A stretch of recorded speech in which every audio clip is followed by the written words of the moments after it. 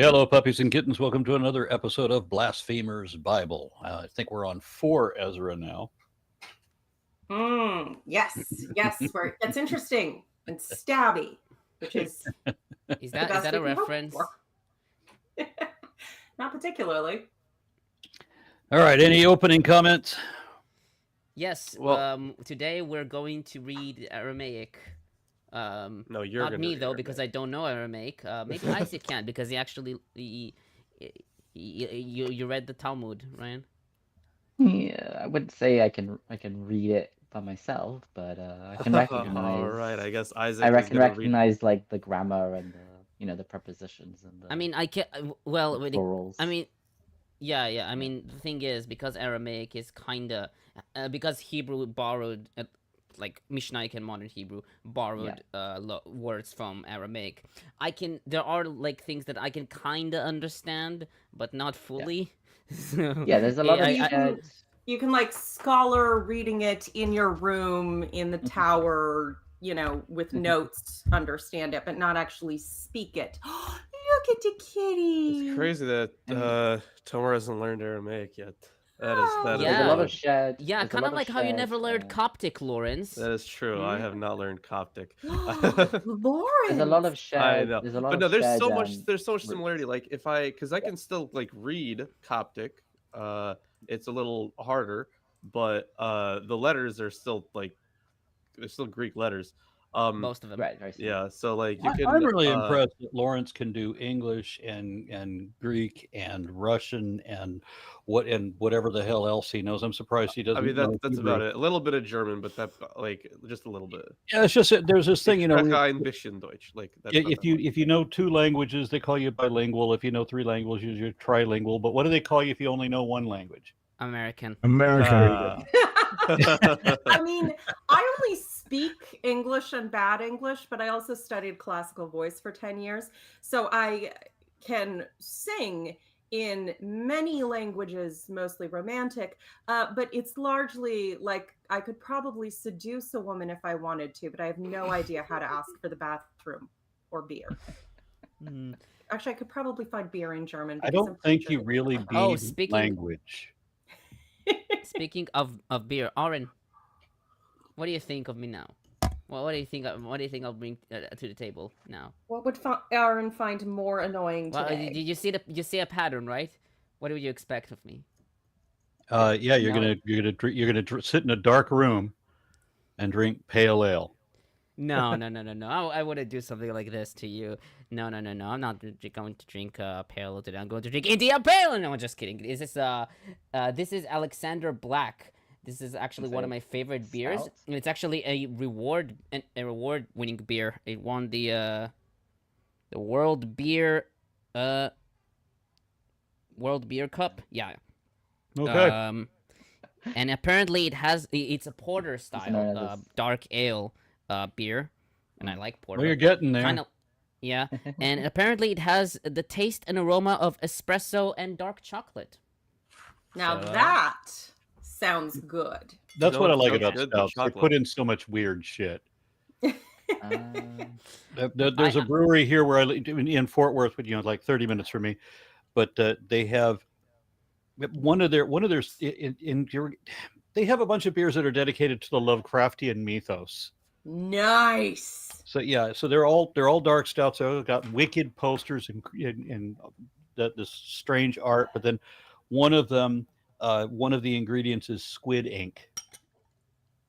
Is it called Cthulhu? I assume that's for Cthulhu. Yeah, and it's not Cthulhu. It's something very close. I can't remember what they call it. One of them is Cocytus, and one of them is I can't remember all the names. But anyway, they got. There's a lot of them that have coffee, that have chocolate, that have ancho chilies, all kinds of stuff. Interesting. I thought you were about to say anchovies. I was like, that's an interesting beer. Oh God, I hope not. Something should not be in beer. Yeah, that's good. Wow, that's good. Okay, so I'm not gonna okay. I'm gonna read.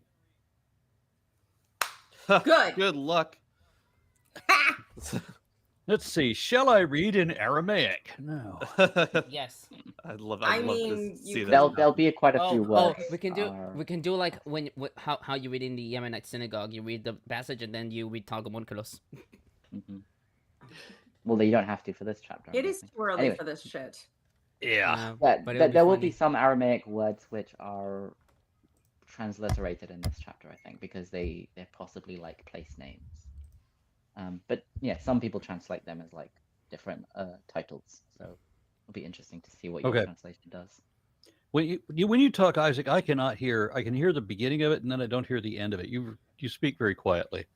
So Oh, sometimes okay. I end up talking over you because I don't realize you're still talking. So I Oh, apologize. okay. I'll come closer to the laptop.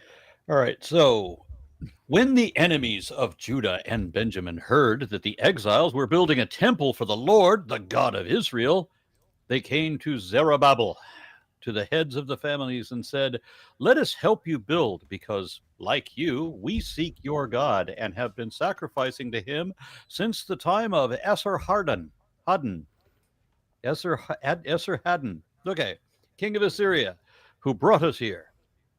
But It's a Zerubbabel, Sardon. We talked about his treaty that Mhm. was the basis of like quite a lot of the Mosaic law code in Deuteronomy, right? True. We talked about those parallels. Yeah, he's the father of Ashurbanipal and the son of Sancherib. Wait, how do you say it in English? Sennacherib. But he Mhm. probably was not like it's possible that he might have like conspired against his father to become king rather than like right? I think it's also the only. No, actually, no, it's not true. He also appears in 2 Kings 19:37. But Zerubbabel, Joshua, and the rest of the heads of the families of Israel answered, "You have no part with us in building a temple to our God. We alone will build it for the Lord, the God of Israel, as King Cyrus, the king of Persia, commanded us." When the people around them set to discourage the people of Judah, or excuse me, then the people around them set to discourage the people of Judah and make them afraid to go on building. They bribed officials to work against them and frustrate their plans during the entire reign of Cyrus, king of Persia, and down to the reign of Darius, king of Persia. I don't believe any of this. Even this part. Even Good, this you don't. I relatively mean, believable stuff. I don't believe that either. the I idea think that the people who were there, who sought to worship the same God and had been worshiping the same God the whole time, would be told by the people who just came back and were displaced, "No, this is our God. We are the originals, and shut up, you can't join us." I kind of believe that. Oh, you I would also absolutely. believe that every minor inconvenience was treated as persecution because Yeah. everyone's mean to us. It's, we should not be required to fill out paperwork or wait in a queue. The traditional understanding is that these people were like as in the Jewish understanding or what is taught by these books is that these people were foreigners that the Assyrians had settled in the land.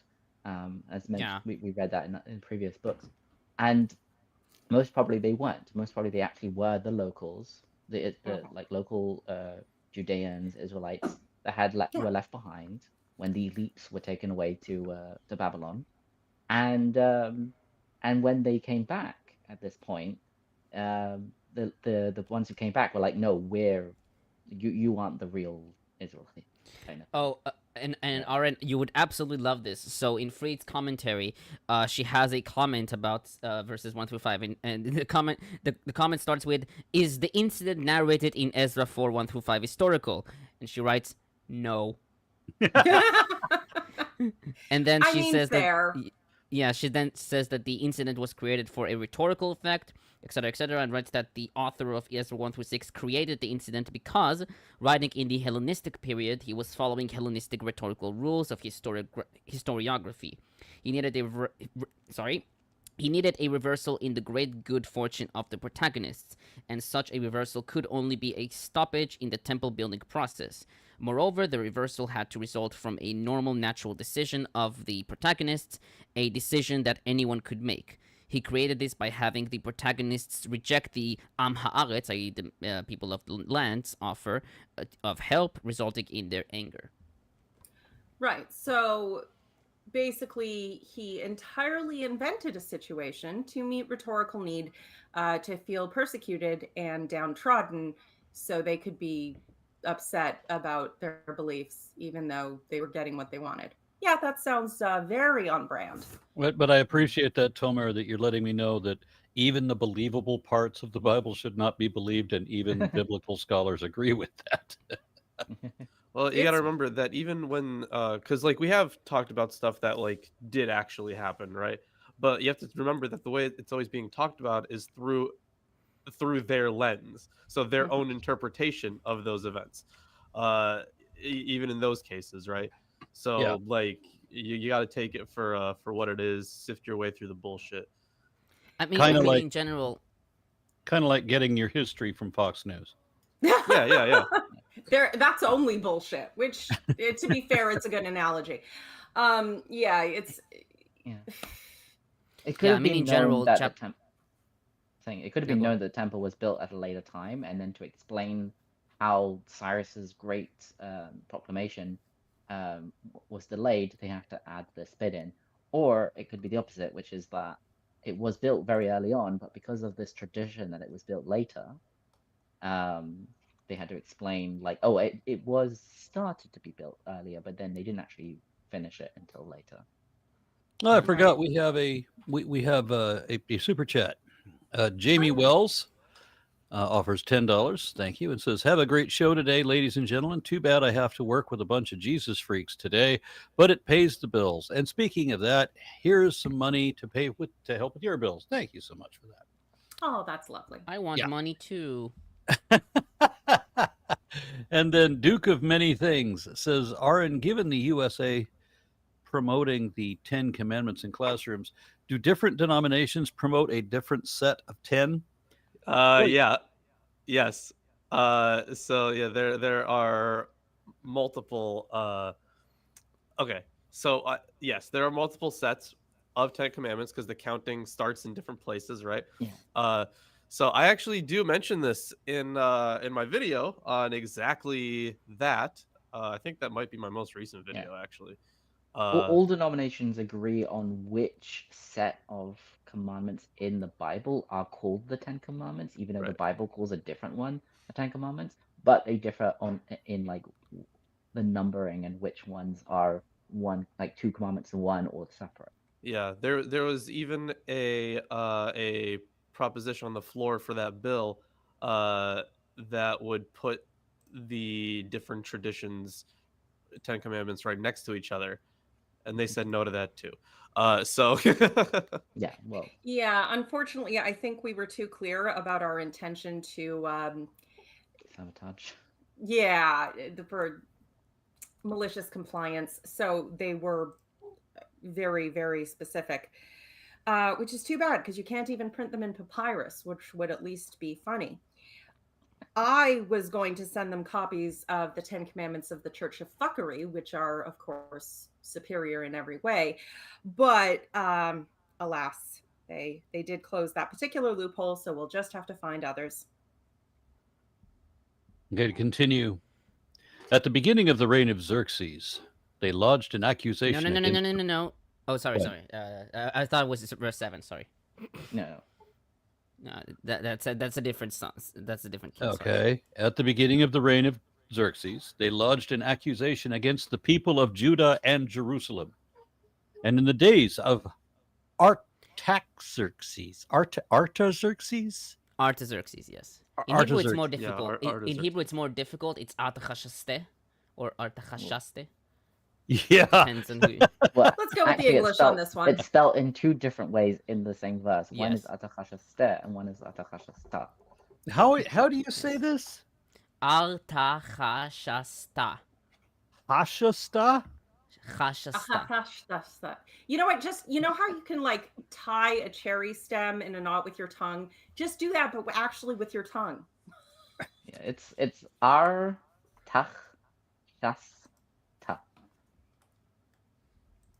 Okay. 4 syllables. Yeah, he's gonna know that for sure. Yeah.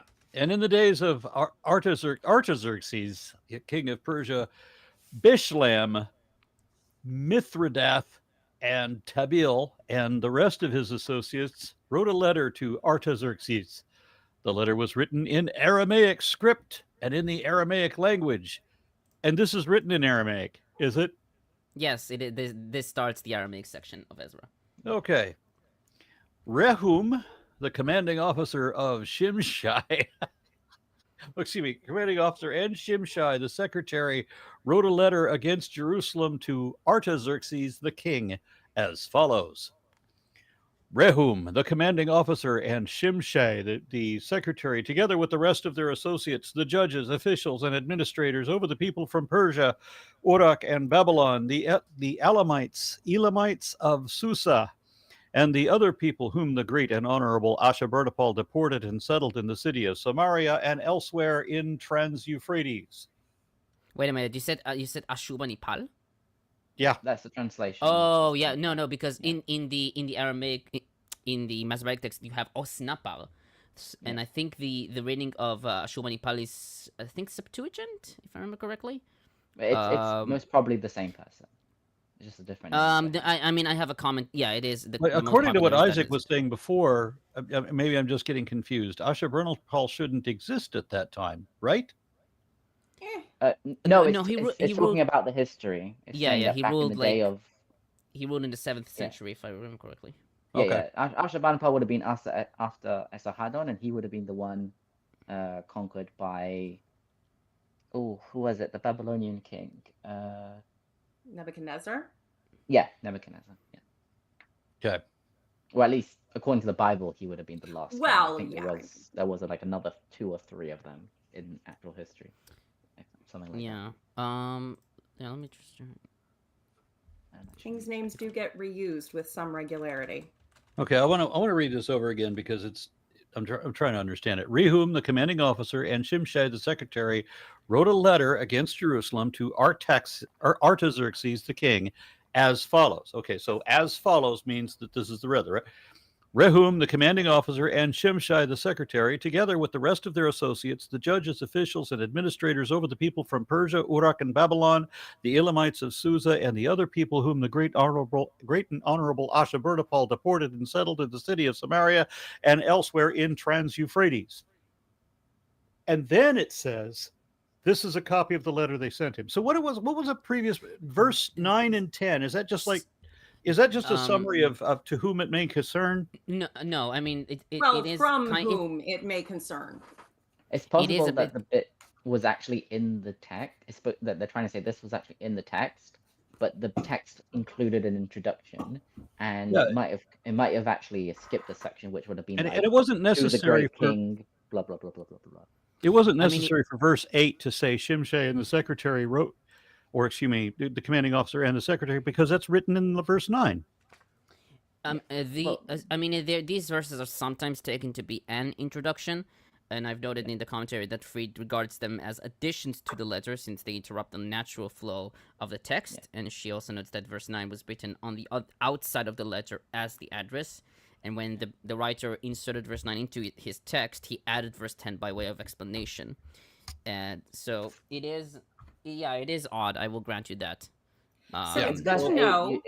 Verse 8 is part of the narrative, and then... that in addition to being morally useless and historically useless, the Bible is also grammatically useless. Okay. So here, verse 11. This section is very useful for Aramaic of that particular period. I mean, I will say that from what I've read, the many scholars regard the Aramaic documents as kind of being original or having at least some historical kernel to them. I mean, the most when we get to the next chapters, I'll probably sourced it from somewhere, which means it was an older thing, which doesn't mean it was accurate, but does mean it was old and therefore indicative of something at the time. Which it could explain why the person who wrote this didn't translate it into Hebrew. They were like, I don't actually know all of these Aramaic words. I'll just write it in Aramaic. Fair point. Okay, so this is a copy of the letter they sent him. Dear King. What translation are you reading? Dear King. Genuinely, what translation? Because yours has been very interpretive too. So Yes. like in verse 6, right? Like I think the actual thing that's in there is Ahasuerus, but yours Ahasuerus, says yeah. Xerxes because it's been identified by scholars as Xerxes. Yeah. And yours in verse 10 says Ashurbanipal, even though, yeah, as Tomer noted, it's Osnapar. That's also sometimes it was thought to be Shalmaneser, but now people are more confident that it's Ashurbanipal. By But default, by default, when I Right. open this up, it always comes to the NIV first. that explains it. Okay. Yeah, and I forgot to change it to the New Revised Standard Version updated. Mm. So Gotcha. let I me mean, at switch least over to there's that. little brackets around. This is a copy of the letter they sent, or whatever, Yeah. which is more of a visual cue, but it's something.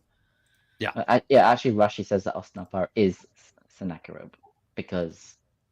I Yeah. mean, there are several identifications for Osnapar, I Osnapal, imagine, and I'll yeah. get to that because yeah, it's very Yeah. interesting. You'll get to it. Okay. Yeah. So I was on, what was it, 11? 11, yeah. Okay. To King Artaxerxes, your servants, the people of the province beyond the river, send greeting. That is very different because the previous version said to King Artaxerxes from your servants in the Trans-Euphrates. I mean, Dear the reference. King. Trans-Euphrates would Yeah. be across the river Euphrates, so it's pretty much Trans the means same. beyond the river. The name of the river isn't On meant the other to be side. original. The Aramaic word used here, or the Aramaic phrase, is Aval Nahara, which is a reference to the satrapy of The other side of beyond the patience. Euphrates, which Yehud was part of. Yeah, So- but Nahara just means river, doesn't mean Yeah, the it Euphrates. refers to the Euphrates, yes. Okay. It refers to it, but it doesn't. Yeah.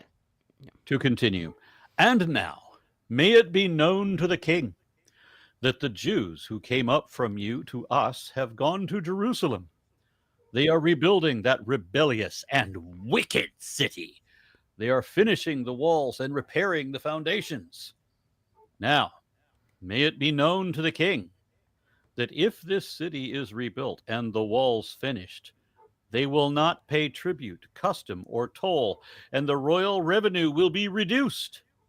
Now, because we share the salt of the palace, and it is not fitting for us to witness the king's dishonor, therefore we send and inform the king, so that a search may be made of the annals of your ancestors, and you will discover in the annals that this rebellious city, hurtful to kings and provinces, and that sedition was stirred up in it from long ago.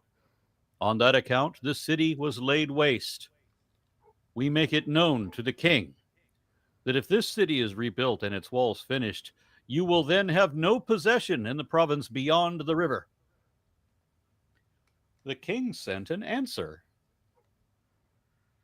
to Rehum, the royal deputy, and Shimshai, the scribe, and the rest of the associates who live in Samaria and the west of the province beyond the river, greeting. And now, the letter that you sent to us has been read in translation before me. So I made a decree, and someone searched and discovered that this city has risen against the kings from long ago, and that rebellion and sedition have been made in it.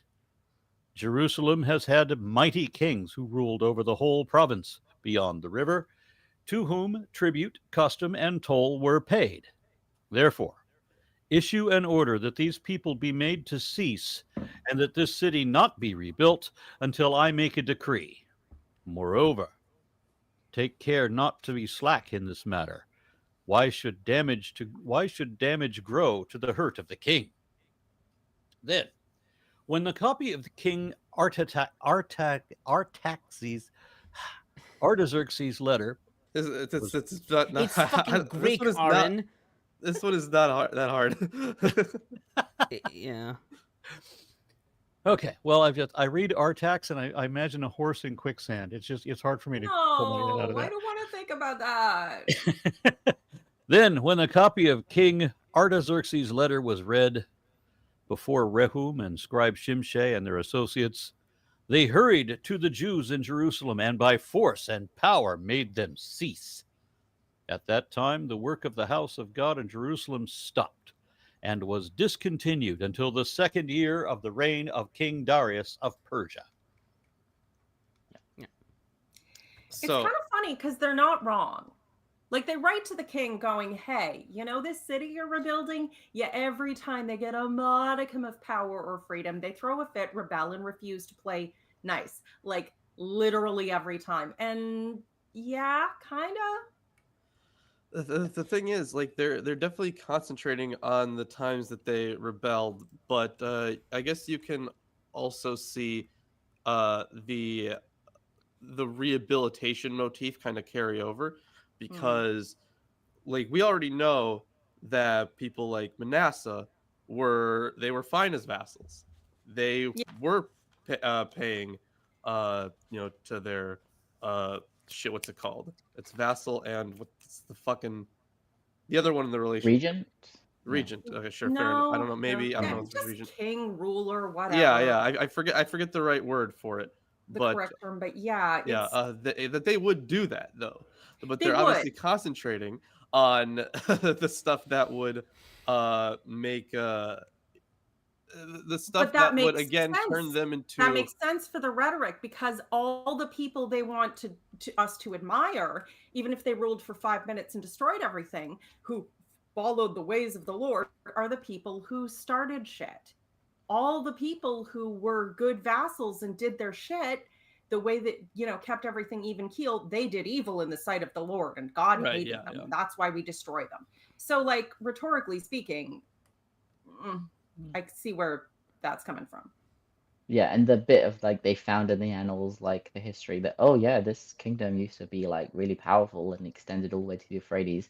Like that's supposed Sure, to be Dan. like David and Solomon's Yes, no, kingdom or from whatever, but that bit must have been interpolated into the letter, I guess. I don't I know. mean, Yeah, that was. it could be a reference to the Babylonian Chronicles, at least according to Fried. Mm. Though and again, it could be a general definition for the Royal Archives, where all the information from early times were recorded, according to Japhet. And Eskenazi notes that the allegation in this verse is not entirely false, in verse 15 at least. She writes that while Judah rarely appears in Assyrian and Babylonian records, when it does, it usually appears as renegating on its vassal obligations to its Mesopotamian rulers. Yep. So, yeah. So one big thing I wanted to say about this chapter, which is I find very interesting. So I mentioned before there's this thing with the missing years in the Jewish calendar, and it's based on like a book that was written like Seder Olam Rabbah is like early medieval, or was it like maybe it's a bit I earlier think than that? 6th, 7th century. Yeah, something like that. And so a lot of Jewish commentators are use that as their source for like when things happen and stuff like that. And they kind of, and I think also the Talmud maybe also has some similar ideas, which is that the whole Persian period is kind of compressed into like a really short time. And they normally see it as literally being like 3-4 kings.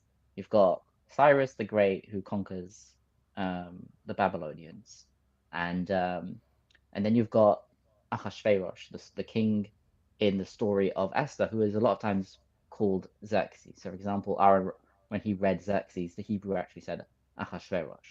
Yeah. And then they have Darius, who is supposed to be the son of Ahasuerus and Esther, and he is supposed to be the one who lets them start rebuilding. But then the big mistake that they kind of make is that they identify this Darius with Darius II, who was conquered by Alexander the Great, which misses out something like, let me see, how many kings are there between Darius to Darius? 1, 2, 3, 4, 5. Because Alexander 6, the 7, Great 8, 9, took 10, 11. over in what, 330 something BCE. Yes, Yeah. and Darius the First was king around 522 to 486 BCE. So it's about 150 years or something discrepancy here. It's Yeah, remarkable how much they gloss over the Persian period, which was quite substantial and very powerful. But the thing is, that's them kind of compressing stuff, and it's supposed to be based on the Bible. But when you read the Bible, when you read Ezra, for example, we've got a few more kings, and the order doesn't match the tradition. Because in our chapter, we have, for example, we have Cyrus at the beginning, and if you read it in order that it's actually like chronological, right? So it says, they bribed them in verse 5. They bribed the kings, the ministers to thwart the plans all the years of King Cyrus of Persia until the reign of King Darius of Persia.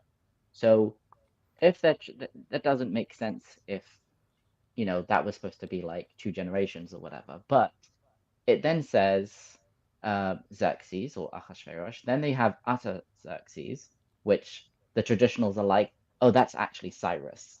So this letter was written like right at the beginning of the Persian period. I mean, I think the and tradition then- says that Darius and Xerxes and Cyrus are the same king. Yeah. Also, Doesn't Darius mean and what it and says. Cyrus. It means what we need it to say to fit into our narrative. Yeah, that's Yeah. standard. More or less, the thing is, there's also a Darius, the son of Esther, who's so it's kind of like no, a bit the confusing. Esther myth, working it in there. Right. So it's like 2 different ways of looking at it, but actually, if you read this chapter, it kind of goes in order and it makes kind of sense. You've got Cyrus, then Xerxes, then Artaxerxes. In the actual archaeological record, we have Cyrus, then Cambyses, and then we have Bardia, who Darius, who's from a different Persian dynasty, usurped and accused him of being a magi, imposter, not the mage. actual son of Cambyses. Oh, so like And- a shape-shifting mage. Yeah. And then you have Darius, and he ruled for like 36 years. I think he's also known as Darius the Great sometimes. And then you have Xerxes, and then some other king. Then you have Artaxerxes. Sogdianus. Um, Sogdian. yeah, Artabanus, Sogdianus, yeah. yeah. No. And he will be no. forever remembered in history as some other king. Yeah. Okay. The Xerxes, then Artabanus, then Artaxerxes, then another Xerxes, then Sogdianus, and then a Darius. But then there's another 3 Artaxerxes, and then another Darius, who was conquered by Alexander. So all of those are just kind of compressed into these years. Actually, this chapter, it does kind of match the beginning, right? Because it kind Okay. of makes sense. You got Oh, Cyrus. Isaac, stop. You're sounding distant. I think something got unplugged and might have gone to your camera mic. Check your source.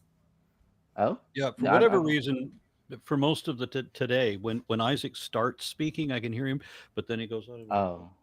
I can barely hear you at all. That's because I'm not at home. I'm at my parents, and it's probably just. Well, it looks like you're at the NHM. Well, there's a boring background, so I just. Okay. I got a Uh, comment from Muttley von Erich. I like that name. Offers £5 and says, off-topic question for Aaron. Where can I send pics of my snakes and the piano vivarium project I'm working on? You're making a piano into a snake cage.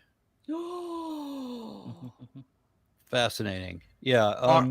Aaron, that's already solved. I told them they could send it to me. I will forward you the email because I already got the email. Thank you very kindly. Perfect. I just bought one of those, those cabinets you like put your china in. It's got for all the fine plates and crystal glasses and all that kind of shit. Yeah, we bought one of those, and the people we bought it from were kind of almost alarmed when I said, "Yeah, my wife wants to turn it into a snake cage." I mean, look, you take out the shelves, you could put like some climbing branches in there. And That's have what we them all got. over. We got It'd be it's awesome. above and below. We've got a tree at the bottom, a tree at the top, and we have Australian jungle pythons, a mating pair above and below. Ozzy and Sharon. Aw. Yeah. Sharon and Ozzy. Oh, that's so sweet. Oh. Anyway, well, it was an Ozzy python, so and she bought it on the day that Ozzy died. Yeah, so. it was appropriate. It is an appropriate homage to the King of Yeah. Darkness. Okay, so The prince. Comer, do you have any Prince. commentary?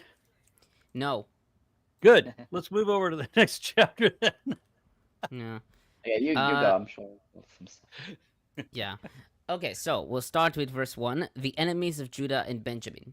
The exact identity of these enemies, in Hebrew tsarim, is unclear. Traditionals identify them as the nations whom Sennacherib settled in the cities of Samaria, as attested in 2 Kings 17:24, which include people from Babylon, Kuta, Ava, Hamath, and Sepharvaim. Josephus, in Antiquities 11:84 and 85, identify these enemies as the Samaritans. This identification was accepted by modern scholars until Williamson cautioned against confusing these enemies with the Samaritans of a later period. Becking writes that the identification of these enemies as the Samaritans is a premature conclusion, quote-unquote, though he notes that it may be assumed that a certain antagonism between the temples of Jerusalem and Gerizim existed in the 5th century. And from the point of view of those who had been in exile, quote-unquote, they are indeed enemies. Fried, based on Nehemiah 4, 1-7, takes these enemies as high-ranking officials in the service of the Persian government, though she writes that by verse 2, the biblical writer implies that the adversaries were Samaritans. I mean, you can think of them as like proto-Samaritans, like, the people that would have seen themselves as Israelites and worshipping in Jerusalem, but then being scanned and kind of saying, oh, actually, Gerizim is also holy, so we'll just go there. Fair. Religious exclusionary attitudes are just never a positive thing. Yeah, I don't think there is support, for example, that the Samaritans are actually descendants from the Northern Kingdom only.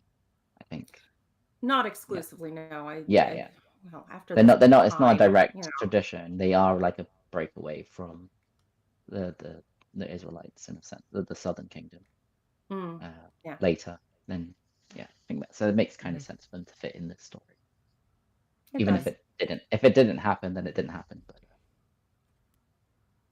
but remember, we're trying to look at the rhetorical purpose and what it tells us about whoever the hell wrote this and when the hell they actually lived. Yeah. On verse 2, like you, we seek your God and have been sacrificing to him. According to this verse, these adversaries worshipped Yahweh, though they refer to him as your God instead of our God, a reading which Fried takes to be the author attempting to separate between the two communities of worshippers. Eskenazi notes that the reference does not exclude the worship of other gods, with which 2 Kings 17 charges the inhabitants of Samaria and denies the presence of genuine Yahwists in Samaria. She writes, however, that the historical reliability of such charges is questionable. In the Masoretic text, the reading "and to him," in Hebrew "velo," we sacrifice, is in kerei, but Ketiv reads "and we are not," in Hebrew "velo," in aleph instead of vav, sacrificing, which implies that the adversaries worshipped God without sacrificing to him. Saadia writes that they only sacrificed to him, quote, because of fear that he will make lions attack them, end quote. Right, that's an earlier story, right? I don't know. Isn't there a thing about the Samaritans hilarious. being attacked by lions when they tried to build a temple or something? I thought they were sacrificing so they wouldn't be attacked by lions. Oh no, it says no. Doesn't it say something about the like in Chronicles or something where when the people were settled in the land, they got attacked by lions? Isn't that in? I don't Chronicles? think so. Or Kings? No, I don't. Maybe it's like maybe it was like a traditional commentary on it. Wait. Are you thinking you're referring to 2 Kings 17:25?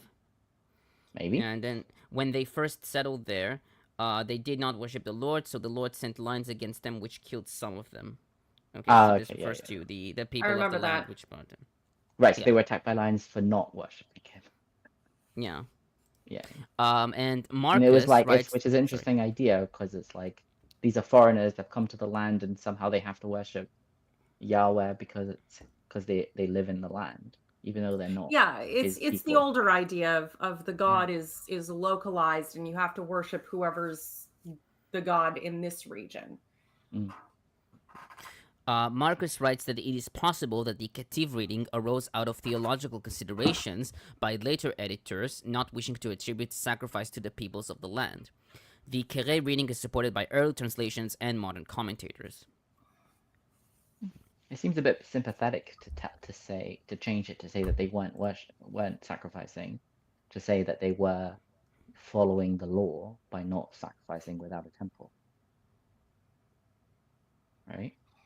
I mean, given the narrative that we've read so far, it's very much a heads I win, tails you lose. You can blame people for sacrificing improperly, for not sacrificing, for sacrificing correctly, but at the wrong time with the wrong person leading, and just really anything. God can always find a reason to be pissy. Yeah. Okay, so on that same verse, since the time of Esarhaddon, king of Syria, who brought us here. Nowhere in the Bible or in extra-biblical sources is Esarhaddon, who ruled circa 680 through 669 BCE, credited with moving foreigners into Samaria. According to 2 Kings 17, Shalmaneser besieged Samaria, and after 3 years the Assyrian king, perhaps Shalmaneser, conquered Samaria, deported all the Israelites, and replaced them with foreigners. These foreigners adopted Yahweh worship, but continued worshipping their other gods. This is probably why Josephus, in Antiquities 11:85-89, replaces Esarhaddon with Shalmaneser.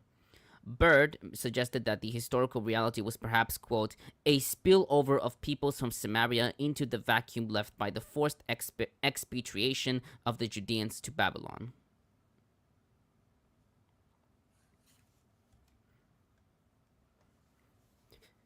On verse 3, we alone will build it for the Lord. The Masoretic text reads, we together, in Hebrew, Yachad, will build to Yahweh. Harrington notes that Yachad is used in Second Temple texts to express the solidarity or togetherness, quote-unquote, of a community in excluding others from participating in it. This word became the label by which the Qumran sect identified itself, with the word often translated to community or congregation. First Esdras 568, Septuagint and Vulgate read, we alone or ourselves, a reading favored by many English translations like KJV, NRSV, and JPS. But Eskenazi writes that Yachad here emphasizes unity, with the building unifying the community vis-a-vis the outsiders. I got another comment from Duke of Many Things. He says, Aaron, this scripture defining the Israelites by the number, strength, and position of their enemies reminds me of the Watership Down subplot. Eli-Ra, Prince with 1,000 Enemies. I saw Watership Down once. Don't remember it. I was traumatized by it in the 4th grade. Okay. Just because it's a cartoon doesn't mean it's a good idea to bring it to school. Yeah. Let's watch Fritz the Cat next.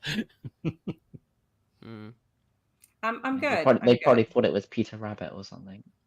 It was very much not, yeah. But I get that. I mean, definitely an excessive amount of blood for a children's cartoon. Okay, I'm still having flashbacks. I still haven't watched the Plague Dogs one, and I'm never going to. On verse 4, the people of the land, in Hebrew, Am Haaretz. The plural Amei Haaretz, peoples of the land, frequently appears in EN, as we see in 3:3, 9:1 and 2, and 11, Nehemiah 9:30, and 10:29, and refers to the neighboring peoples around Israel. The singular people of the land appears only here in EN, and scholars generally differentiate between the plural and the singular, with the singular here referring to the adversaries.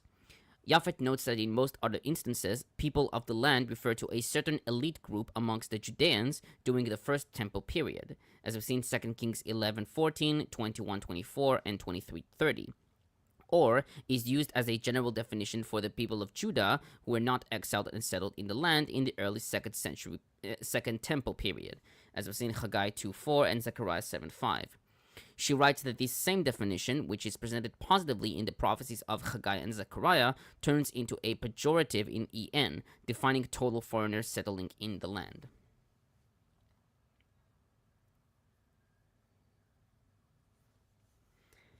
On verse 6, Xerxes, in Hebrew Achashverosh, in Old Persian Cheshiarsha, probably meaning hero among kings, and referred to in Greek texts as Xerxes. He is more well known as the Persian king in the book of Esther. He was the son of Darius I, and not his father, according to Daniel 9:1. Fried notes that he ruled from 486 through 465 BCE, And according to Diodorus Siculus in 1169, one named Artabanus assassinated Xerxes and told Artaxerxes, Xerxes' second son, that his brother Darius had done it. Artaxerxes and Artabanus then killed Darius in revenge. First Esdras and Josephus omit verse 6, though it is preserved in 4Q Ezra, or 4Q 117, which Eskenazi takes as demonstrating the antiquity of the Masoretic text version, and its probable priority with respect to First Esdras. But Becking takes verse 6 as an explanatory gloss, which resulted in a more clear interpretation. Yeah, I mean the Bible seems to think that Darius is the son of Ahasuerus or Xerxes. In the archaeological record, we have a Darius and then his son Xerxes. But there is another Darius. Well, there's two more. Another one that comes a bit later, and there's another, and then you have the last one, the one that's conquered by the Greeks. And so, if the Ahasuerus in the story is not supposed to be Xerxes, the son of Darius the Great, but actually Xerxes II or even Artaxerxes, that would be the father or grandfather of Darius II, a later king. It's just, yeah. It feels like it's a bit like going through British history and talking about King George or King Henry. Which fucking one? Exactly. Yeah, that's the thing. It's almost like they didn't realize that there were more than one, and they just kind of confused them all together. Well, probably, but it's kind of sad because like naming, having lineage names that keep being repeated, and it's pretty standard for monarchies. There's a lot of that goes on in all over the world. Yeah, I mean the Persians literally had like 3 Artaxerxes, one after the other. Maybe they just wanted to keep continuity. And in fairness, I can see the peasants out there just being like, yeah, whatever, it's Artaxerxes. It's always been Artaxerxes. It'll always be Artaxerxes. It could have also, sometimes they take like the name of a previous king and then they use it as part of their royal name, but they still kind of go by another name. So for example, like Artaxerxes II is also known as Mnemon, and the third is known as Ocus, and the fourth as Arses. So it could have become a royal name. Would just keep the consistent idea and not care about the rest because they have living to do. Yep. Aaron, you muted. Probably best. Yeah. I was reminded of an old movie, King Bruno the Questionable, son of Olaf the Bent, son of Osric the Loud. I mean, sounds fair. We do have like old kings that are like something the Unready, and the Unready. Yeah. And Sir Robin, the not Lilith, quite so brave as Sir Lancelot. Lilith, you didn't click on that cue, which means there's a movie you need to see. I think I mentioned it, Pete. Jabberwocky. Oh yeah. Yeah, no, you need to see that. I swear, I thought I did. No, it was the other one I had seen, the Viking one. Oh, Ethelred the Unready was his name. Yes. Yeah. I liked Eric the Viking, but you will like Jabberwocky, I promise. I'm sure I will. I will make it my homework. Okay. Trevor and Wright says, does Ezra's narrative of the Second Temple's reconstruction engage with or respond to pre-existing Canaanite and Levantine models of sacred temple?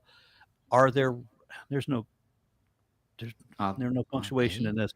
And Levantine models of a sacred temple, are they related to an extent? I guess that means, are they related to an extent?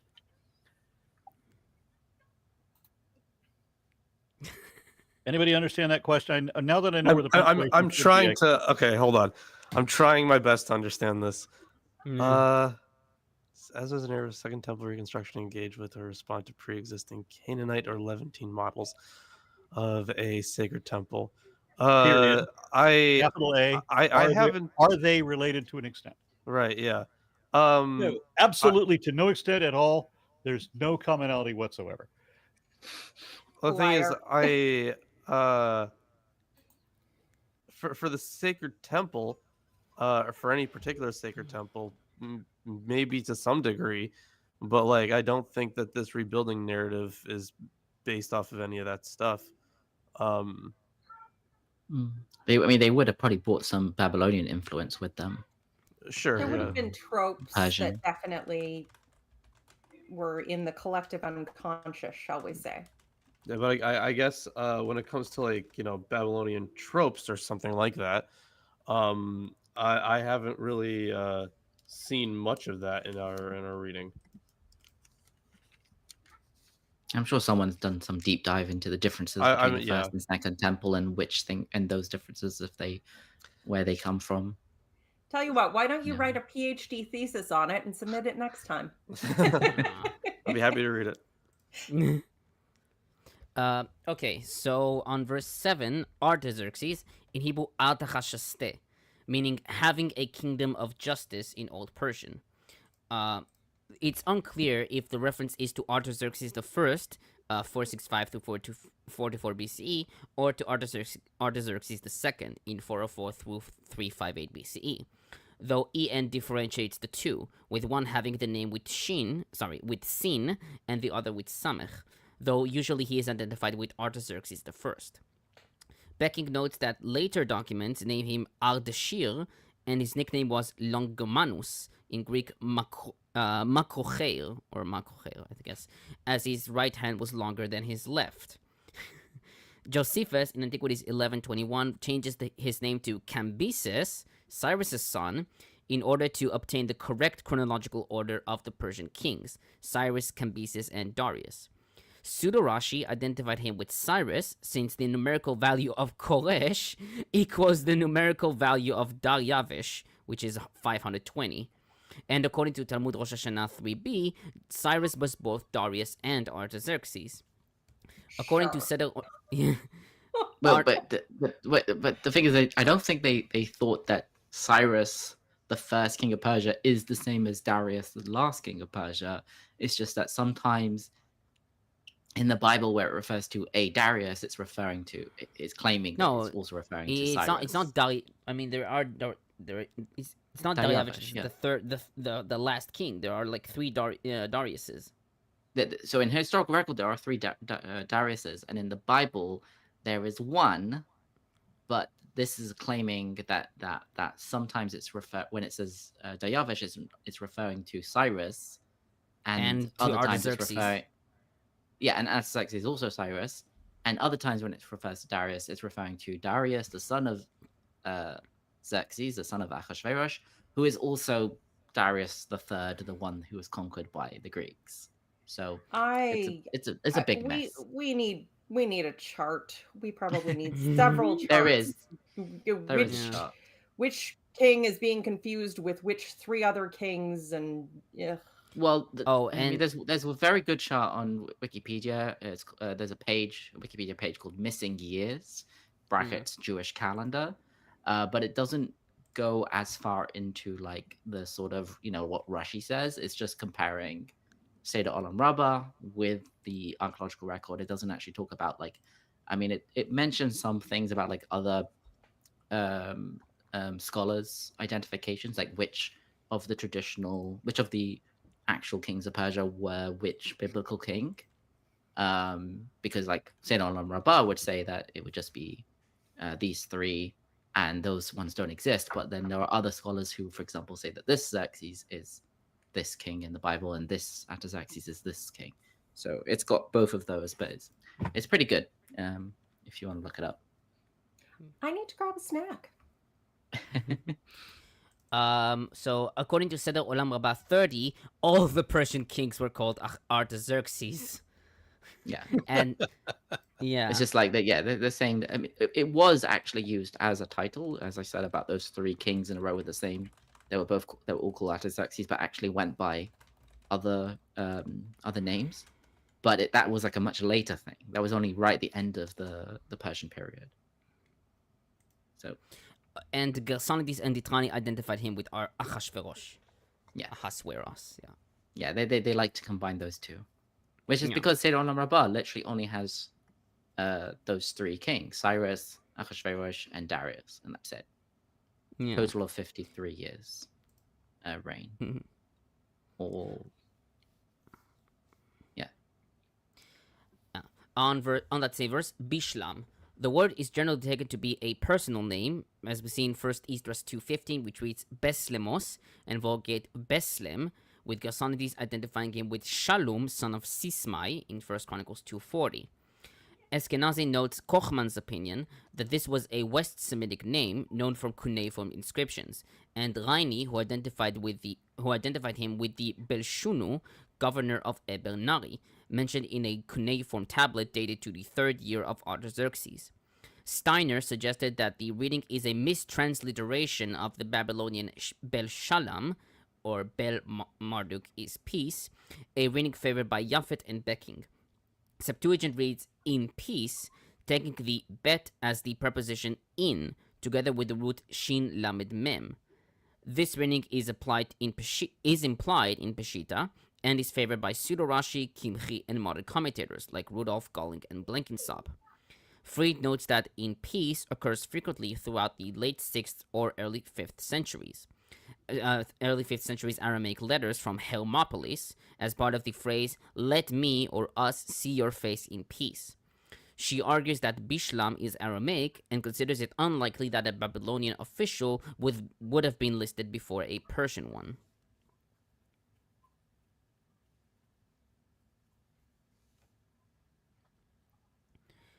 On verse 8, the commanding officer, in Hebrew, Be'el Te'em, literally master of law, or master of the order.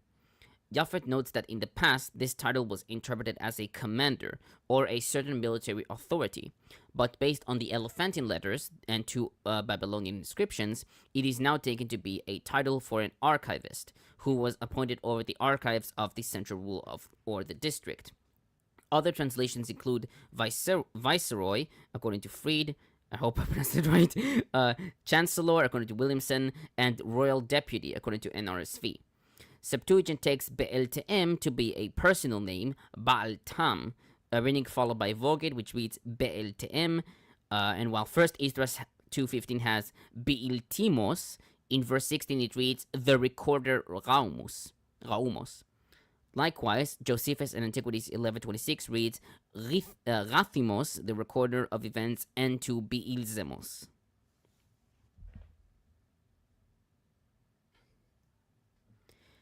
On verse 9 through 11a, these verses are sometimes taken as an introduction, perhaps second or third, depending on how verse 7 is understood, which represent the heading of the letter itself.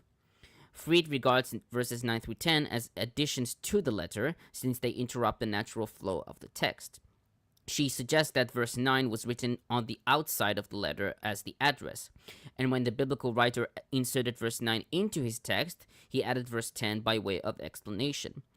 Likewise, Japhet takes the text to be the work of the biblical writer, who gave up on accepting formula in favor of abbreviation, and as a result of corruptions which began in the text's transmission.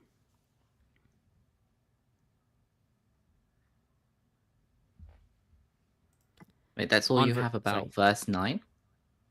9 through 11a. I mean, I already had 7 pages for this chapter. You want me to add more? You want me to add 8? No, I was just saying 9? that one of the... No, there is something about verse 9 where it's got a bunch of names, words. Oh, you want me to? Oh, you want me to concentrate on all of these words? No. Just as a general thing, is that some people read them as all of them as place names. The last few are definitely place names, right? Place names? Yes. So Dinaye. Some people translate as like judges, and others say it's just the the Dinites, the people. Dinaye. Of Oh, I see. Yeah. So it's more like some will translate every single word as a place, as a people. Oh, KJV has it as Danites. Danites? KJV has Danites. I don't know. Danites. Apharasactites. Apharasactites and Tarpalites. Yeah. Thank you so much, KJV. But the funny thing is that Steinsaltz also has that, and he's considered like a more like trying to use more modern scholarship. But yeah. Oh. We got another comment from Mr. E. Clever. and he offers $3 Australian and says, Xerox my Xerxes and copy my Corinthians. Oh, okay. So that's Yeah, yeah. interesting. Oh, okay. So for the traditionals, it's kind of a mixed bag. Some Yeah. take it to some of the names are like of work names of like at least Pseudo-Rashi has it like astrologers for the Dinaya and Afarsatchaya. No, Afarsatchaye, and for the Yeah, all right. Afarsaye, it is the Persians who Sennacherib settled in the Yes. land of Samaria, and then Ahoy is the sons of Arach, who is mentioned in yeah. Genesis 10:10, Uruk. and Yeah. Bavli, Bavli and Susa. I mean, yeah, kind of. And you also have Moses Kimchi, who writes that these are the names of nations, and Isaiah Ditrani, who has the people of Arfastach, which is a place, the people of Tarpal, etc. So I think Yeah. So I mean, it makes sense because the last few names are definitely places. The Babylonians, the Elamites, the Susa, the capital Shushan in Hebrew, and then the first few, they don't seem to be recognizable. So you could think of them as just being more place names, more people. But as like Aaron's translation showed, I think a lot of more modern scholarship has shown that these are probably actual Persian words for judges, and I mean Dina Yes does sound a lot like judges, but like also like judges, officials, officers, overseers. So it's probably just a mix up. Yeah, I mean, there were scholars who took them to be like as people, as Becking notes, like Gunaweg and Williamson, and I think because then It they all is. end. It is so hard to wade through all the levels of mistakes and misinterpretations and translations and retranslations Yeah, that's true. and fudging. It just, at some point, you're just guessing. Mm-hmm. Yes, because the actual text, all of these words end with the same suffix, so it's like what it would make sense that they're all the same, like they're all people groups, right? Yes, it would. You know, But there then, could be many other ways to make sense of a universal. yeah, suffix. exactly. It's just No, yeah. you're right. We're kind of doing our best, but it's still very unclear. And as Bart Ehrman said, why would we believe that God did the miracle of inspiring the words if he did not do the miracle of preserving them?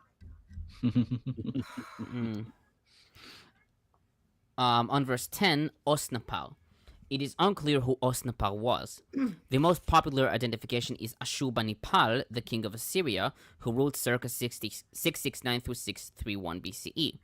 Since there is no record of Ashurbanipal being referred to as Osnapal, some commentators like Rudolf Myers, Blenkinsop, and Williamson suggested that the name is a dialectic or a corrupt version of Ashurbanipal. Becking notes that this identification is supported by the fact that Ashurbanipal was the only Assyrian king to conquer Elam. He notes, however, that this identification stands against the fact that cities like Uruk and Susa became important again only after the Assyrian period, as well as other major linguistic problems with the name. This had led some scholars like Saadia and Dozman to identify him with Esarhaddon. But Japhet notes that the Ashurbanipal identification is preferable given linguistic and historical considerations.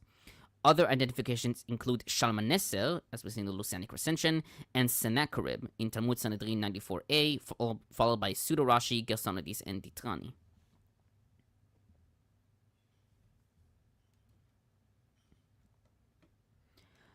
On They verse always 12, forget out. They always miss out Sargon. Whatever. Who miss out? Like everyone. Sargon of Akkad. Well, I don't know if Sargon Akkad is the same as Sargon, the father of Sennacherib and son of Shalmaneser. Sargon of Akkad, those around like way before, I think. Oh, okay. I know. I was just thinking of the 8th or 7th former century atheist BC. YouTuber who we are all happy to miss. Oh, actually, it's like it's like the 23rd century BC. So it's not Sargon of Akkad. It's like Sargon, a different Sargon, but he comes in between Shalmaneser. Sargon II, maybe. I know it's a different Sargon. Really? In all fairness, Sargon that II? that YouTuber Yeah. did take down Nigel Farage's political party, so there's some good in him. I mean, Well, is there's it some though? good Because use. they are the most popular party at the moment in UK, right? No, UKIP. Popular. Sargon of Akkad ruined UKIP. Oh no, okay, but the they previous do party, have like not the current one. Yeah. not the current one. You Reform UK, was it? Yeah, it's called Reform. Yeah. Okay, so on verse 12, Becking comments, quote, Jerusalem is portrayed as a rebellious city. The Aramean root Magad is used in the Behistun inscription of Darius I to identify those groups and individuals who rebelled against the central government. In the Babylonian version of this inscription, a form of the verb nakhu, to be rebellious, is consistently used. This implies that a serious accusation is made. This accusation is argued with references to two activities: the completion of the construction of the walls and the excavation of the foundations. It is unclear whether the foundations mentioned are those of the temple. The Aramaic word usha is derived, via the Akkadian, from the Sumerian ush, a word that indicates the basic and bearing layer in the foundation of a building, usually a temple or a palace. The rebellion of Jerusalem, therefore, concerns not so much just the rebuilding of the temple, but the restoration of the walls of the city that will lead, according to the letter writers, to a form of independence, with the result that no longer will they pay taxes to the Persian court.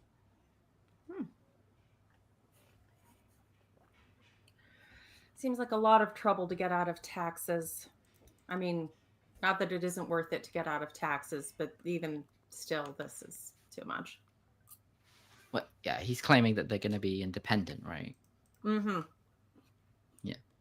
That the minute they have walls to defend themselves, they're just going to rebel against this giant, Yeah. empire with all the armies who's on the top of the world right now, because, we have a wall and a stick. Yeah. And conquer the whole satrap as well. Yeah. One wall, that's all it takes. Yeah. One wall, that's all. I mean, the Chinese. you yeah. guys wouldn't know this, but there is a lawyer in no. Milwaukee. He's been he has advertisements everywhere, and he's been advertising for like 20 years, or like probably more, my entire life basically. So like 30 years. He has been like his slogan has been he does auto car crash like stuff, right? Those are most of his cases. So his slogan is one call, that's all, and that's a really good slogan. It is catchy. He has persisted for decades on that slogan. We got this other guy who tries to sound tough. I'm Jim Adler, the tough, smart lawyer, the Texas Hammer, and he carries a sledgehammer in his commercials. Look who's speaking, Texan Tank. Texas I Hammer would is- be I more wouldn't name impressed if he myself. carried Mjolnir. Okay, on verse 13, taxes, tributes, or duty. In Aramaic, minda belo vahalach. Harrington writes that minda refers to the fixed tax paid yearly by the satrapies into the royal treasury, but the terms belo and halach are less certain, and may refer to customs tax, poll tax, or corvée labor in road work. She notes E. Yamauchi's opinion that between $20 to $35 million worth of taxes were collected annually by the Persian king, with the fifth satrapy, including Palestine, having to pay the smallest amount of the western satrapies. Wait, was it a satrap or was it a I thought it was a satrap. Well, Satrap? satrap was Sat- the yeah. larger regions. Satrap, and then satrapies is the plural. Oh, Yes. Yeah, but okay. I thought a satrap was like the larger region. No? Rather than a small. They included it. The satrap was Um, the ruler of the region, or the yeah, the not Medinata ruler, would have like been the middle manager. Oh, okay, sure. Yeah, the Medinata would have been the and then satrapies, and then a satrap. like the would be what guy like the ruling. Ava like the Yeah. the trans Euphrates would have been a satrap, no? I mean, I forget how big the regions generally were. Okay, whatever. Yeah. I know they had a lot of them. Probably depended on the terrain, and let's face it, the king couldn't possibly micromanage that much land. Huzzah! No, I think the reference is to like the Ebernari, which is the satrapy. So Yeah, the satrap. Yeah. okay, so on verse 14, since we're under the obligation of the palace, the mathematic text reads, since we salt with the salt of the palace. In Aramaic, Aaron, is that your doggo barking? of course it is. Who here also has a dog? I mean, I do, but I also turn my mic off. Yeah, exactly. So the Masoretic text, and I'll try to read it. Kol kavel di melach heichala melachna. Pseudo-Rashi took the reference to salt as an expression of destruction and desolation, like in Jeremiah 76, quote, barren, malacha, land that is uninhabitable, end quote. And thus they wish to implement the destruction of the temple. Eskenazi notes that salt could refer to an alliance ceremony, according to Zer Kavod, but more likely is that the writers certify themselves as loyal subjects in a more general sense, as grateful beneficiaries. Harrington adds that salt was a royal monopoly of Ptolemaic Egypt, and may be also of the Persian kings, and that in Rehum's letter it represents the economy of Persia, which, if damaged by loss of tax revenue, will hurt both the king and those who depend on him for their salary. First Esdras and Septuagint omit the reference, probably taking it as incomprehensible. I don't know why. The reference to salt as both money and food, since it's used with food and was at that time so rare it could be exchanged for money, seems to be pretty common unless you live right next to a salt flat. Yeah, Pseudo-Rashi literally translates it as because we wish to destroy the temple. Like, now, because, my evil villainous monologue will continue being evil and villainous. For the good of evil. Huzzah! Sorry about that. FedEx was delivering boxes of dog food. And your dog needed to protect you. Yes. He'd protect me from him getting food. The horror. My unfinished sock said, don't pay taxes to Persia. Like and share the stream instead. Yeah. And of course, pay tithes to Aaron. Didn't you miss one? Mr. E, did you read that? No, I think he did, yeah. Okay, yeah, he did. Yeah. Okay. Okay, so on verse 15, the archives of your predecessors. The Masoretic text reads, the book of the memoranda of your fathers. In Aramaic, Sefer Sefer Dachranaya di Avahatach. Fried suggested that this may refer to the Babylonian Chronicles, since there were no other Judean rebellions except the ones against Babylon. But Japhet suggested that this is a general definition for the royal archives, where all the information from early times, in Aramaic, min yomat alama, were recorded, and not just the archives of the Persian kings who preceded Artaxerxes. Eskenazi notes that the allegation given in this verse is not entirely false. While Judah rarely appears in Assyria and Babylonian records, when it does, it usually appears as renegating on its vassal obligations to its Mesopotamian rulers.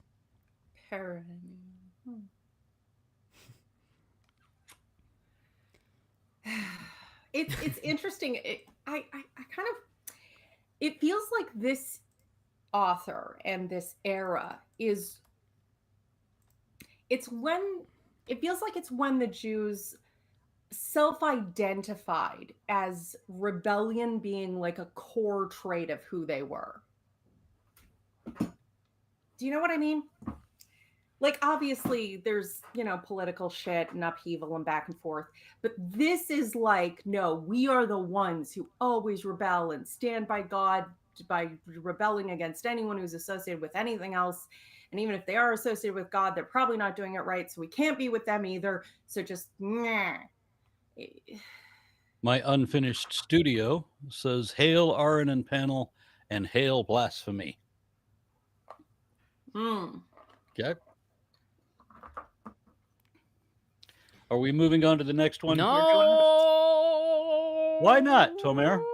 Because I have 2 more comments left. Don't fuck this up for me now, Oren.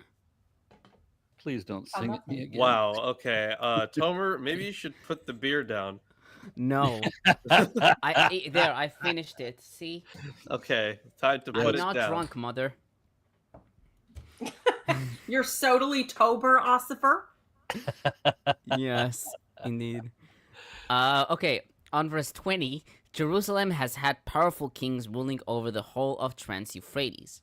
The only king who is said to rule over all the kingdoms of across the river is Solomon, as we see in 1 Kings 5, 1-4, though there is no extra-biblical sources for Jerusalem's extensive power.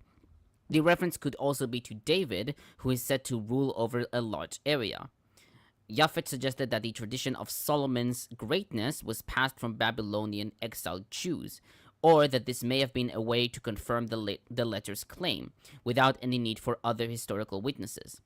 Becking notes Williamson's opinion that the kings in this verse refer to Persian rulers over Jerusalem, the predecessors of Artaxerxes who received tribute even from Jerusalem. He writes, however, that this view does not consider the fictional character of the letter. The letter is fictional? According to Becking, at least. I don't think others consider it to be fictional. And I think in general, Becking takes many parts of Ezra to be fictional. At least It's from the definitely comments. interpolated, at least. Yeah.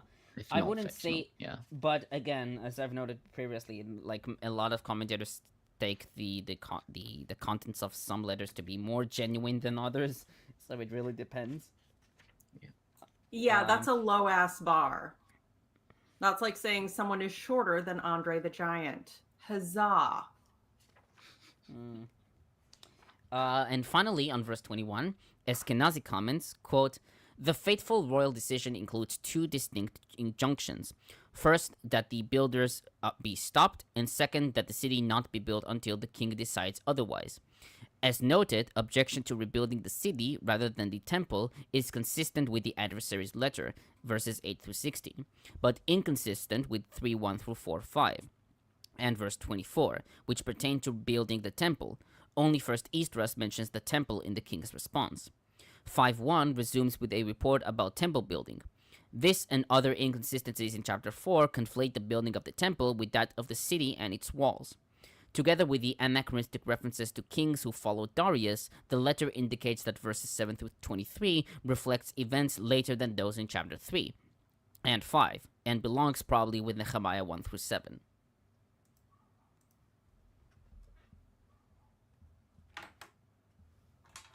Now, I need to prepare for this next section because it's danger questions. Stop myself. So just to wrap it up quickly, so in this chapter we have a letter to Artaxerxes, and then it says that they ceased building until the 2nd year of Darius. Now, according to the actual archaeological record, the actual history of the Persian rulers, that would make sense if it was talking about Darius II or 3rd. So because there is a Artaxerxes before both of them.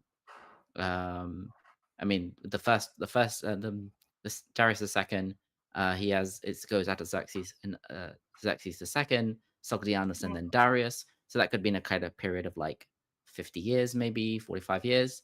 And then you've got the last Darius, the one who was. It doesn't really make sense for the temple to be finished building in the 2nd year of Darius II, the one who was conquered by the Greeks 2 years later. But if it was talking about that one, then it could have been any of the Artaxerxes before him. So it could have been as much as 20 years, as little as, 2-4 years. So it makes more sense for it to fit in with the Darius II. It can't be Darius I unless you're trying to argue that Artaxerxes is referring to Cyrus the Great or Cambyses maybe. But yeah, it's most probably referring to Darius II, which is the one who's kind of identified with this, the child of Esther and Xerxes, who, yeah, whatever. When we make up an imaginary princess story, we based on a sex contest, we obviously have to make one of the ruling kings the product of that. You could argue that this chapter contradicts what is in Daniel and Esther, because they kind of seem to put but Xerxes, then Darius, but and Daniel Artaxerxes is doesn't fit. honestly, I'm pretty sure both Daniel and Esther, like, scholars get pissed if you say that they are forgeries, because it's been so long since any of them considered them to be even slightly accurate or anything other than a far later, bit of they're not forgeries, they're historical just fiction. they're just novels. No, Right, I yeah. mean, no, I get that, but I get that, and you get that. But if you're Richard Carrier and you're writing to Americans who were on the hyper-literalist train of everything is divine and Daniel was written by Daniel, then you kind of have to call it a forgery, because that's the only word that makes sense in their view. See, the thing But, is, forgery isn't the right word for it. It's just because forgery I know would be it like, isn't, but you're speaking to literalist religious Christians. Right. Okay, So I'm saying, so here you can show to them, like, Daniel and Esther don't make sense to be historical. Just look at Ezra. Ezra has these kings in this order. How does that? And that completely contradicts what is in Esther. It's just and then You you really have the think, other. Isaac, that people think of it Yeah. that way? They believe in a talking snake. Yeah, okay, but I'm saying sometimes it's easier to argue with them about their own, internal contradictions than it is to say, like, well, look at the archaeological record, look at the, look at the science. If you say, I mean, like, I'll grant just read that your people, own text. I'll grant that people do wake up and realize that shit doesn't make sense. Yeah, but we all did that. It takes a sequence of events to get those thought processes going.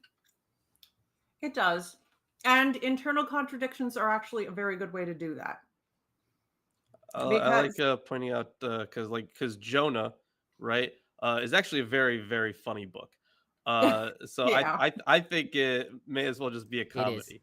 Yeah. So when we're talking about the different types of literature in the Bible, I point out that Jonah is definitely a comedy or a parody of some kind, not parody, but a farce.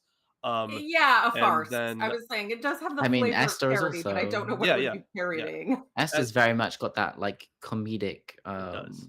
Yes. Not timing, but, like, although the thing is, when it comes to something like Esther, while it might have been written that way, it would be weird that no one noticed it was written that way until later. Because I don't think older commentators or any kind and any what's the word I'm looking for, like anyone who used it as like some kind of source text they didn't find it funny. Never underestimate the capacity of the religious for self-induced blindness when they require it for their ideological purposes.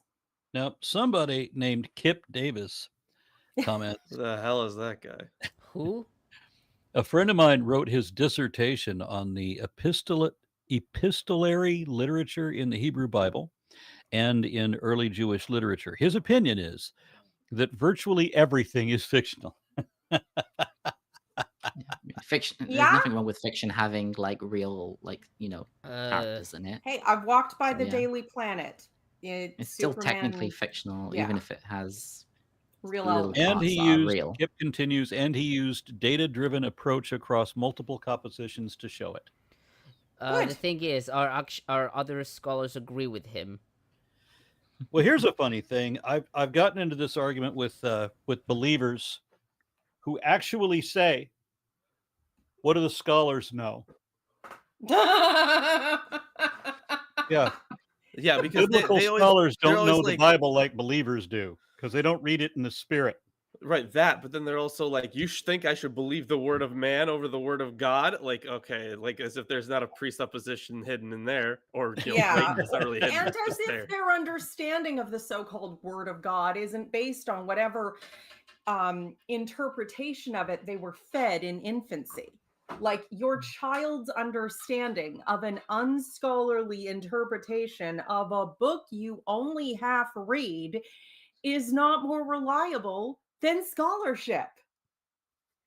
Yeah, they got book learning, but they ain't got no common sense. That's when I heard all the time growing up. So Bibia666 says, my head still spins from watching Aaron Ross From Tadpole to Turtle. Thank you for your service. Greetings, Bibia. Well, thank you so much for that. When I do these phylogeny videos, they're my favorite ones to do, and my patrons apparently want me to do those more than anything else. The frustrating thing is that they take so long to make those. Just editing that, just editing the visual images took me 4 days. And the last 2 days was working at least 12 hours a day. Oh my God. To finish that up. And the sad thing is that they don't perform. You know, like some of my videos, I'll just turn on the camera and start ranting. That will get 1,000 views an hour for the first 24 hours and do just fine. But if I put work into something, it'll end up with I totally understand, Aaron. Oh, I know you do. Put in all that effort, and they're like, keep your eyes up by occasionally ranting. It's not like there's nothing to rant about. Well, I mean, Lawrence is, especially with his work, he really pours himself into these and does quality stuff.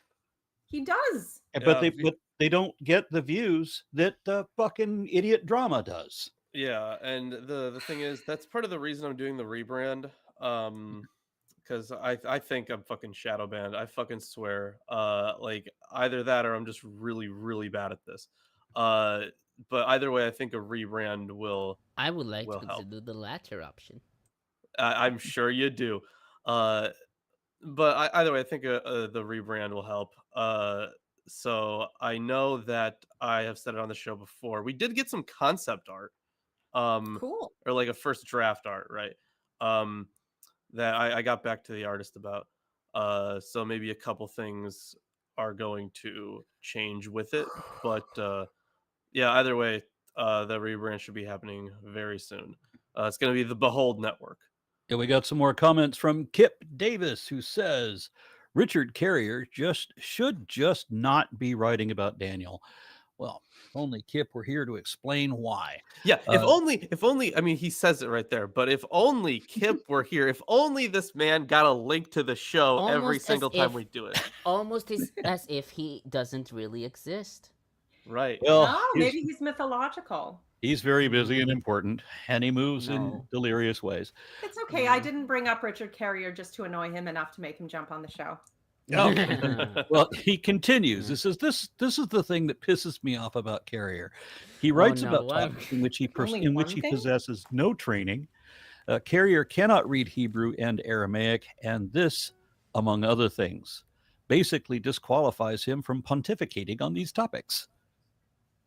And then he adds, to clarify, official letters in ancient narratives are very frequently rhetorical devices, not actual letters. So not only should we not believe that any of this happened, we shouldn't even believe that it was sent. Yeah, none of the letters were sent. It's all show. Some letter might have been sent, but like because we've already seen with Cyrus, for example, they love putting like their own words on someone else's mouth. So they do. I tend to think that it is more complex. I think maybe there is some historical kernel into these letters. They may be genuine, they may be not, but from what I have read according to the commentators, there's probably some genuine element into them. So right, but it could have been that the subject of this letter was something different, and then the people kind of just interpolated the language of a existing letter that they had in Aramaic and kind of just adapted it to the story. Right. Yeah. Yeah, it could be. Okay, I want to make the joke already. Oh. Yeah. Okay.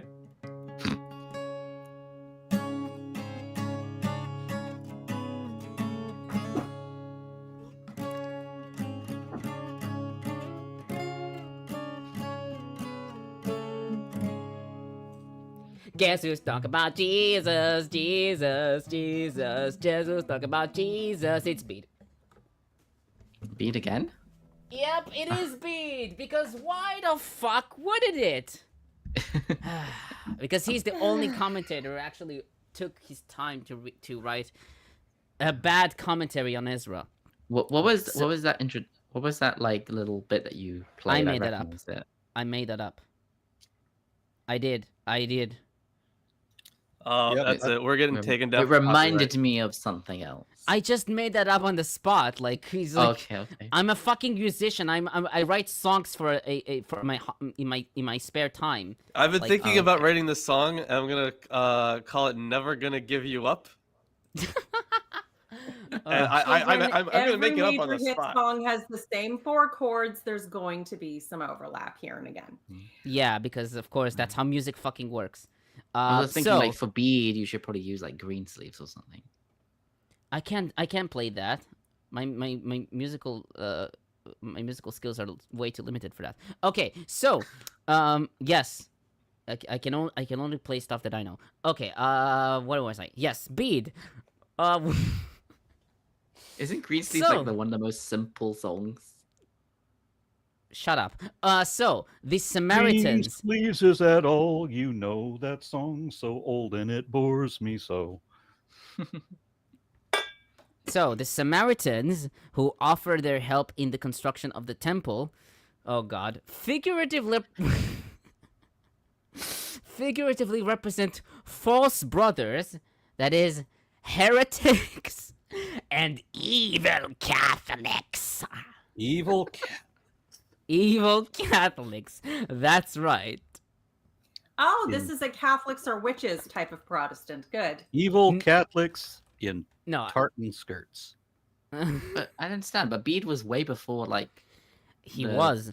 I before, think. wasn't he before the Protestant Revolution? Like Yeah, of course. I Reformation? think he's literally referring to evil Catholics. I mean, Catholics Ah. who are evil.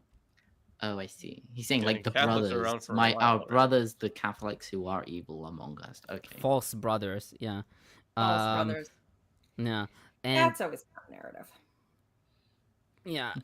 So. Sorry, it's just I fucking love what he writes because it's just so bizarre that you can. Oh, there he is. It worked. My finally. evil plan comes to fruition. I'm Want him here. until he appears. Okay, so oh God, I even put a shirt on. it's the Kelfrenator. God damn it! We're so honored. Welcome. Thank yeah. you. So again, Tell us about what Beat said. yes, the number of 46 years for the completion of the temple typologically refers to different phases of the perfecting of our Lord's physical body. Okay. Cool. I'm interested in reading his commentary on it because I there will seems send to it be to some you. crazy shit in there. I will send it to you. Why? What Like, is like, 46? are you saying? Are you gonna send me Bede's actual commentary? Or are you gonna send me Yes. the thing that quotes all the? Okay. The commentary Jesus itself. perfecting his physical body. Are we talking about embryonic development here? I'm Wait. thinking he doesn't skip leg day. Oh my God. Okay, no. Probably No. It's too fucking funny to send just to Lawrence. I'll just write it here. So, this number 46 of years is also most apt for the perfection of our Lord's physical body. Writers on natural history tell us that the form of the human body is completed within this number of days. Oh my god. It sounds like the Listen, homunculus Listen, theory. he goes on. So during the first 6 days after conception, it has a likeness to milk. During the following 9 days, it is changed into blood. Next, in 12 days, it becomes solid. During the remaining 18 days, it is formed into the perfect features of all its members. And after this, during What the part of the time... Quran is this? That's funny. Oh Listen, my listen. god. Listen, and after this, during the time remaining until birth, it increases in size. 6 plus 9 plus 12 plus 18 makes 45. If to this we add one, that is, the day on which the body divided into its separate members begins to grow, we find the same number of days in the building up of our Lord's body as there were years in the construction of the temple. Okay, That if we're is gonna have more bead, gold. I need my face protecting. He's not very oven good at mitt. What gematria the because he fuck? should have added one for God at the end. Yeah, If it's off by one, you can always just add one. for God. Yeah, that's it. I mean, there's more to come. That because, is of course. brilliant biblical exegesis, if I may say so myself. Brilliant mean, it's might not probably- be the word I would use. I mean, it's reflecting, 5th century, 8th century understanding of embryology, I guess. Yeah. It's He was like like, this and it number really is does sound like close. something out of the Quran, where it's a what is it? A small spot of liquid that becomes a clot of blood or some such shit. yeah, that does sound familiar. Mm. Yeah, I'm done here. Milk. Okay, Look how it goes Yeah. from milk to blood. Yes, sir. thanks for coming on. What? Yeah. What's going on? What are we reading? We're in Ezra's Ezra. Super Ezra boring, 4. isn't it? Well, actually, no, we're on Ezra Okay. 5. Ezra Yes. 5, right? We got to the bit that's in Aramaic. Yes. Oh, excellent. That's fun. So, You want to read that one? Ezra 5. Yes. Okay. In the actual read it Aramaic. in Aramaic. In In Aramaic. God, how long do you have? Because No, we can. No, that's fine. Yeah, because I mean, Aramaic's like my number 2 language is not nearly as good as my Hebrew, but So are you saying your which English is- is even worse than that? no, I don't count that one just Okay. because it's, but it's my English is not great either. So okay, yeah. Oh God, why is it on the NIV? I know why it is. By default. No, definitely not by default. I was doing I'm working on a new video about Psalm 22. And yeah, I was going through translations. So I need to do a collaborative kind of thing on Numbers 5 because what's that? The Sota ritual. Yeah, Mhm. because I was listening to Dan McClellan, and he said two Mhm. things that confused me. Hmm. In the start, he says that he would accept that the woman being tested is likely pregnant, but at the end, he got a translation where he says that if she's innocent, then she will conceive a child rather than, as Isaac was putting it, bear seed, which means that she would Oh. carry the child that she probably already has to term. And then the other thing that he said was that he didn't consider Numbers 5 to be about abortion on the reason that, yeah, it's a terminated pregnancy, but it was terminated against her will. It wasn't a matter of choice. Yeah, well, that's And I don't interesting. think that abortion Huh. necessarily has to be about women's rights. See, I wouldn't know anything about that, but Yeah, I think It's- it, like, since he would be taking the position that it is like a women's rights issue, framing it that way makes sense to me. They don't care about the pregnancy continuing. They just care that we have no autonomy or power over our own bodies. see, In when I completely unrelated news, there is a lovely blacksmith who has started making axes that look like the feminine reproductive system. Works surprisingly well. I'm thinking of getting some throwing ones that's pretty cool. for Yeah, no so- reason. I mean, See, if you think the argument of bringing up the Bible about bringing up Numbers 5 is, oh, God is okay with abortion, then it doesn't really fit because it's not exactly an abortion of a woman choosing to take her own. Well, yeah, just- yeah, I think I- that- in I my think that's video- probably It's okay with in the my termination video- of pregnancy. The But moral if- question that the people I'm trying to argue with are facing is that they would not, their God would not kill a child in the womb. Once it's out, oh yeah, That's a God will different kill argument. all them babies. Yeah, I Right. made like the frame, because when I made my video on the Bible and abortion, I framed it as, does God care about the unborn? Yes. Yeah. Yes, Mhm. Well, that yeah. should be the argument. yeah, When he talks about ripping the mothers open, The pregnant the mother's only only the ones who say the quiet part out loud are going to admit that it's really about taking away women's rights. The pseudo moral veneer that they have is we're protecting the babies, the imaginary babies that they cook up in their fantasy land that they can. So that's the thing that gives them their moral sense of pseudo superiority, so they can be incredibly shitty and actually kill tons of children, but still pretend they're saving the babies. Yeah. Well, I didn't You want shouldn't say to. that. Go ahead. Oh, okay. I was gonna say you shouldn't say that the Bible is okay with women having an abortion, but you can say that the Bible doesn't think that abortion is murder because Well, yeah, and that God will permit a pregnancy to be terminated on never. The only kind of death that the Bible doesn't endorse is when it's done out of mercy.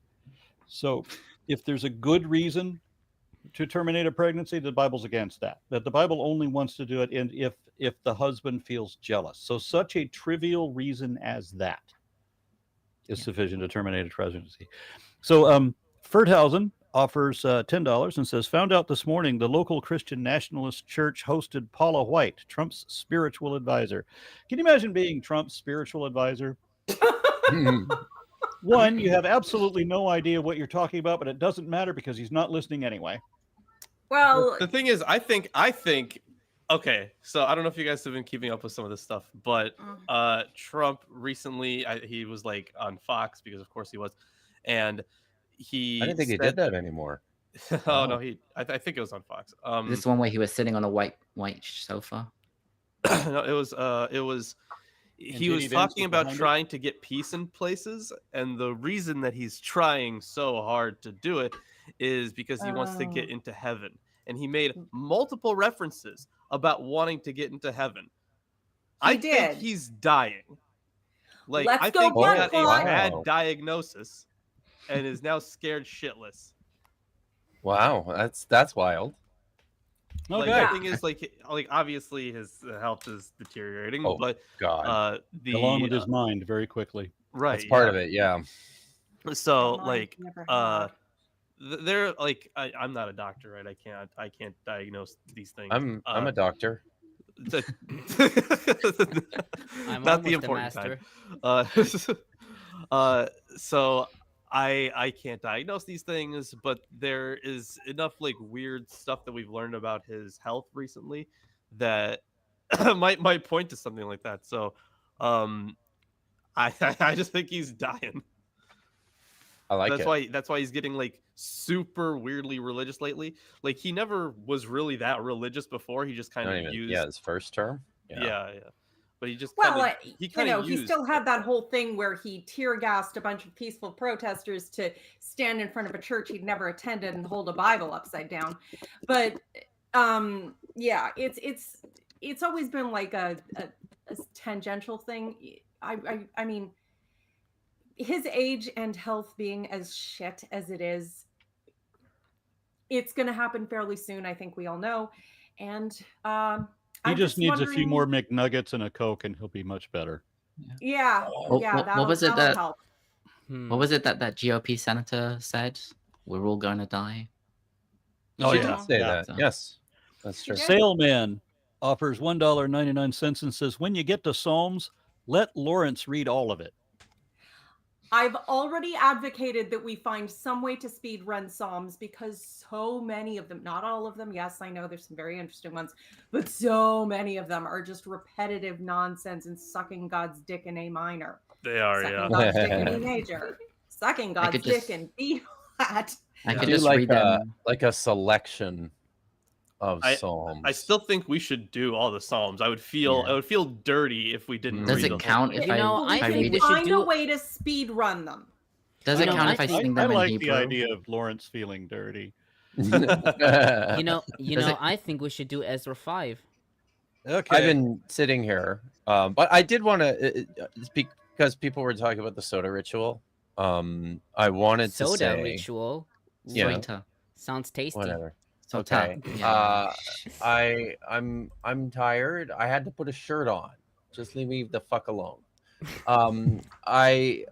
So the thing, maybe because I'm weird and callous that way, but the thing that really interests me in that in that bit of text is that the priest writes probably on like a potsherd something, we don't know what it is, and then he scrubs off what he wrote into the concoction and gives it to her, which I think that's fascinating. Wait, because you know what that is? That's magic. It's a curse. It's magic. Curse. Magic, dude. Exactly. Yeah. It's a potion. Yes. It's a magic potion where the inscription has actually been infused into the potion. But this is I think this is just reflective of a consistently broad perspective of writing in antiquity. It was magic. It belonged to the gods, and it was bestowed on humans, and the priests controlled it, and they gifted it to the kings and the nobles, and normal people couldn't read that shit. So as far as they were concerned, it was like it was like this mystical wooey shit that you didn't really understand and served some sort of special function. But I think that attitude permeates these ancient texts much more deeply than a lot of, and much more broadly than a lot of people recognize on the surface. So one of the problems that Dan McClellan had with this was he said that he doesn't think it was a practice ever, and I agree. This clearly could not have been a practice, and he and I agree on the reason why, because everybody would turn out to be innocent.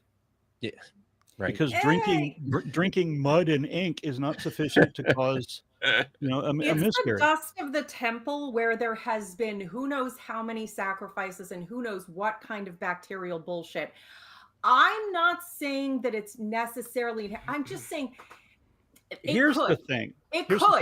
When they go through all of this ritual, and the result is going to be that it is going to be the woman gets one last chance to confess before being forced into this, and I think that's what the whole thing is about. Oh yeah, drink this dirty, bloody water. Yeah, that will leave you barren and cursed for the rest of your life. Or you could fess up. I mean, there are some opinions that say that the ritual would kill her, like would cause her belly to explode, sort of thing. Explode. That's interesting. Wow. Yes. I've heard womb to rot up and fall away, which is obviously you're definitely losing your pregnancy then. But that's fun. But it's psychological terrorism because your hubby is jelly. Right. Would you read Ezra 5, please? Okay, I'm gonna read from JPS. Good. Then I knew you'd appreciate that, Tomer. Then the prophets, Haggai the prophet and Zechariah son of Iddo, prophesied to the Jews in Judah and Jerusalem. It says, inspired by the God of Israel. No, wow, why does it say that? I mean, the Aramaic is Beshum LeYisra'el Aleihon. The name of God upon them. In the name of the God of Israel upon them. Yeah, there we go. Okay. By the name of the God of Israel over them. Thereupon, Zerubbabel, son of Shealtiel, and Yeshua, son of Yozadak, began rebuilding the house of God in Jerusalem with the full support of the prophets of God. That's convenient. At once, Tatanai, governor of the province of beyond the river, Shether Bozenai, and their colleagues descended, upon them and said this to them: who issued orders to you to rebuild this house and complete its furnishings? Then we said to them, what are the names of the men who are engaged in the building? But God watched over the elders of the Jews, and they were not stopped, while a report went to Darius, and a letter was sent back in reply to it. This is the text of the letter that Tatanai, governor of the province of beyond the river, and Shether-Bozenai and his colleagues, the officials of beyond the river, sent to King Darius. They sent a message to him, and this is what was written in it. To King Darius, greetings and so forth. Greetings and so forth. Yeah, that's it. Yeah, the Aramaic. Yeah, I mean the Aramaic is shalama kula. I believe it's like Darius, Shlama said it chola. and Kola or everything. kola, Yeah, whatever. peace and all that. I mean etc. Eskenazi is translated basically as all peace. So Yeah, May complete. the seed of your Total loin be total fruitful in the peace. belly of Yeah, your Everything is woman. no, peaceful. that's right. Yeah, no, that's better. Yeah, could be this piece, but yeah, the all peace. Be it known to the king that we went to the province of Judah, to the house of the great God. It is being rebuilt of hewn stone, and wood is being laid in the walls. The work is being done with dispatch and is going well. Thereupon we directed this question to these elders, who issued orders to you to rebuild this house and to complete its furnishings. We also asked their names so that we could write down the names of their leaders for your information, because we're a bunch of tattletales. This is what they answered us. We are the servants of the God of heaven and earth. We are rebuilding the house that was originally built many years ago. A great king of Israel built it and completed it. But because our fathers angered the God of heaven, he handed them over to Nebuchadnezzar, the Chaldean, king of Babylon, who demolished this house and exiled the people to Babylon. But in the first year of King Cyrus of Babylon, King Cyrus issued an order to rebuild this house of God. Excuse me. Also, the silver and gold vessels of the house of God that Nebuchadnezzar had taken away from the temple in Jerusalem and brought to the temple in Babylon, King Cyrus released them from the temple in Babylon to be given to the one called Sheshbazzar, whom he had appointed governor. He said to him, "Take these vessels, go, deposit them in the temple in Jerusalem, and let the house of God be rebuilt on its original site." That same Sheshbazzar then came and laid the foundations for the house of God in Jerusalem. And ever since then, it has been under construction, but is not yet finished. And now, if it please the king, let the royal archives there in Babylon be searched to see whether indeed an order had been issued by King Cyrus to rebuild this house of God in Jerusalem. May the king convey to us his pleasure in this matter. So, I don't know. It very much does give I off do have- tattletale vibes. It does. As It does. But what vibes? Tattletale vibes. Oh, right, yeah. Daddy, Tattletale's she's one not thing. supposed to be doing that. But I am also reminded of the finding of the law. So like when Josiah finds when Deuteronomy is found, this kind of reminds me of that, right? Because it's like, let's go check what Cyrus said, and then we'll have the truth, right? Right. In like some old archives. In those royal archives. Yeah, exactly. That's right. So yeah. it's the exact same type of thing that I'm getting. So I mean, yeah, maybe we'll find that. There's like literally tens of thousands of surviving cuneiform tablets, and I mean, it has been suggested that these archives are like the Babylonian Chronicles. Well, you just have to wait yeah. through the taxation and the who sold a goat to who. And Well, nobody actually tracked any of that shit and take away. Yeah. So, but listen, I don't know if you guys have talked about this at all up to this point, but I think this is something else that people don't see, is that we accept that there was a temple in Jerusalem prior to the destruction, like prior to the Babylonian invasion. I mean, there certainly was a temple there, because there kind of had to be, right?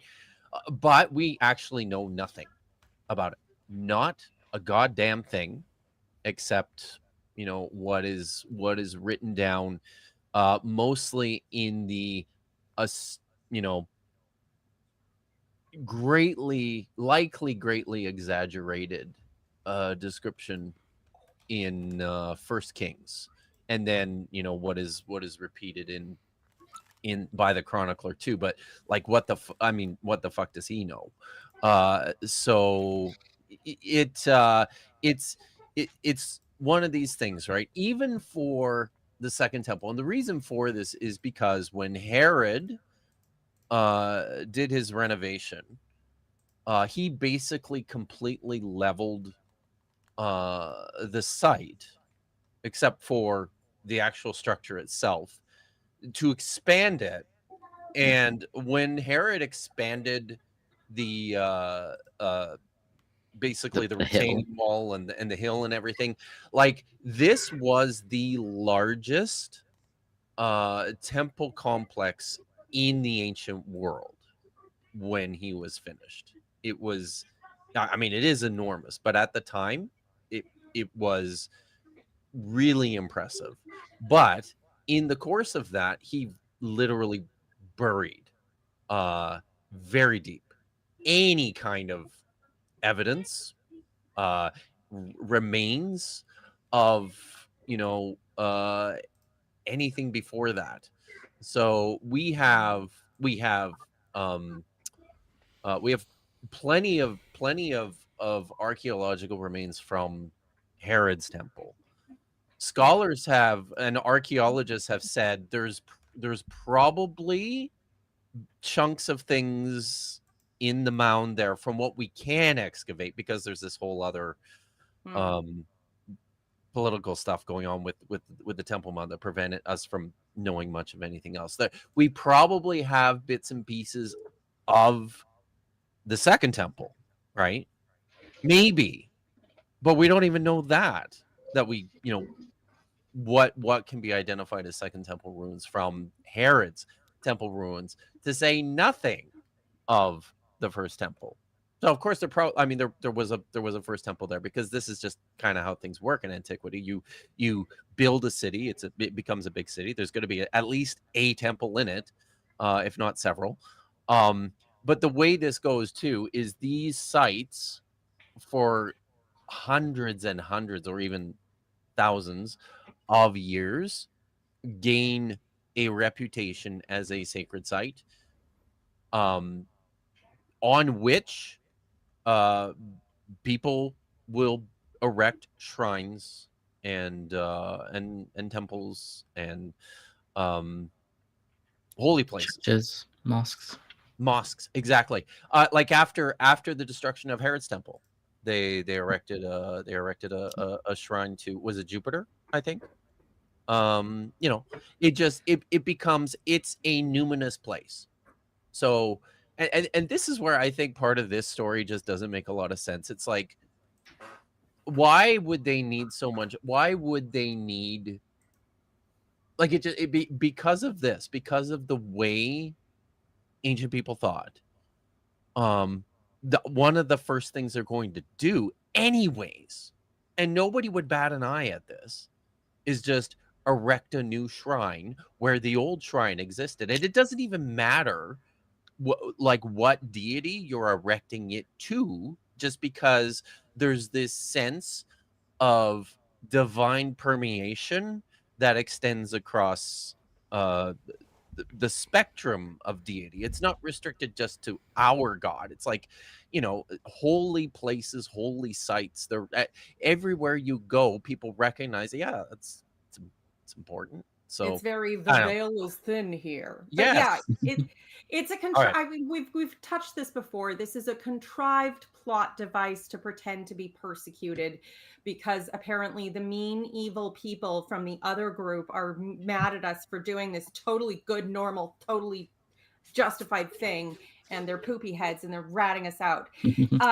It's very religious to contrive a pseudo justification of a persecution narrative. And I really do believe that's what this is. I mean, as you say, literally anyone who moved into the ruins of Jerusalem would be expected to build at the very least an altar, if not some kind of temple or mini temple on the site of the greatest magic, because that's, if you're going to reach out to the gods, you go to the magic place with the thin veil and the magic-y shit, and you go, this is as written. But again, it's just, it speaks to how the narrative is for the purposes of driving a plot and making it interesting and feeding our desires and egos and ideological goals. Yeah, it makes sense that they would have rebuilt the temple like as soon as Cyrus allowed people to go back to their countries, and this whole idea of it was delayed and built later could be them trying to reconcile the whole like story of Esther and like her son was the one who was the one who finished the building, or it could just be like they weren't very proud of the original one, and they thought that the later version was nicer or something. The Herod So they version. just discredited the earlier one. Would I don't you know. say, Kip, that the Herod temple was the third temple? Like, was the second decimated enough? Yeah, I as a new would. temple? Yeah, I mean this is. Yeah. So I think so. Something else that needs to be considered here is we don't have any idea how, prior to Nebuchadnezzar's destruction of the temple, how many times was it, knocked down and rebuilt. knocked down and rebuilt. We have no idea, right? Because There was a lot of the first one, over and burning. The first and one was razing. built in a swamp. That one sunk into the swamp. The next one built it up. Our earliest records, right, of Jerusalem go back to Abdi-Hepa from the Amarna letters. So I mean, there was and almost certainly there was a temple in the city back then. In the 13th century BCE, right? And then we don't, we don't really know much of anything from that point until, like, if you're talking about Jerusalem, like more reliably, has the time of Hezekiah. I think there's pretty good reason to believe that the invasion of Shawshank in like the 900s is a thing that happened, right? But I mean, did he knock down the temple that was there? And who were those people even, right? Were they Yahwists? Probably not. Were they Israelites? Probably not. Was that even the house of David? I don't even, who knows, right? All of it, it's very, I mean, I've made the analogy before. David is kind of the King Arthur of ancient Israel. I think he was a real guy. Claimed, well, maybe many people claim to be from him. Here's the thing. How about David? Here's the thing. In terms of the inscriptional evidence, the Tel Dan inscription, and I saw Niels Peter Lemke on a stream recently trying to forward this idea that it's a forgery, which is like patented nonsense, and nobody should listen to him. He's an old man who's in his old man phase. So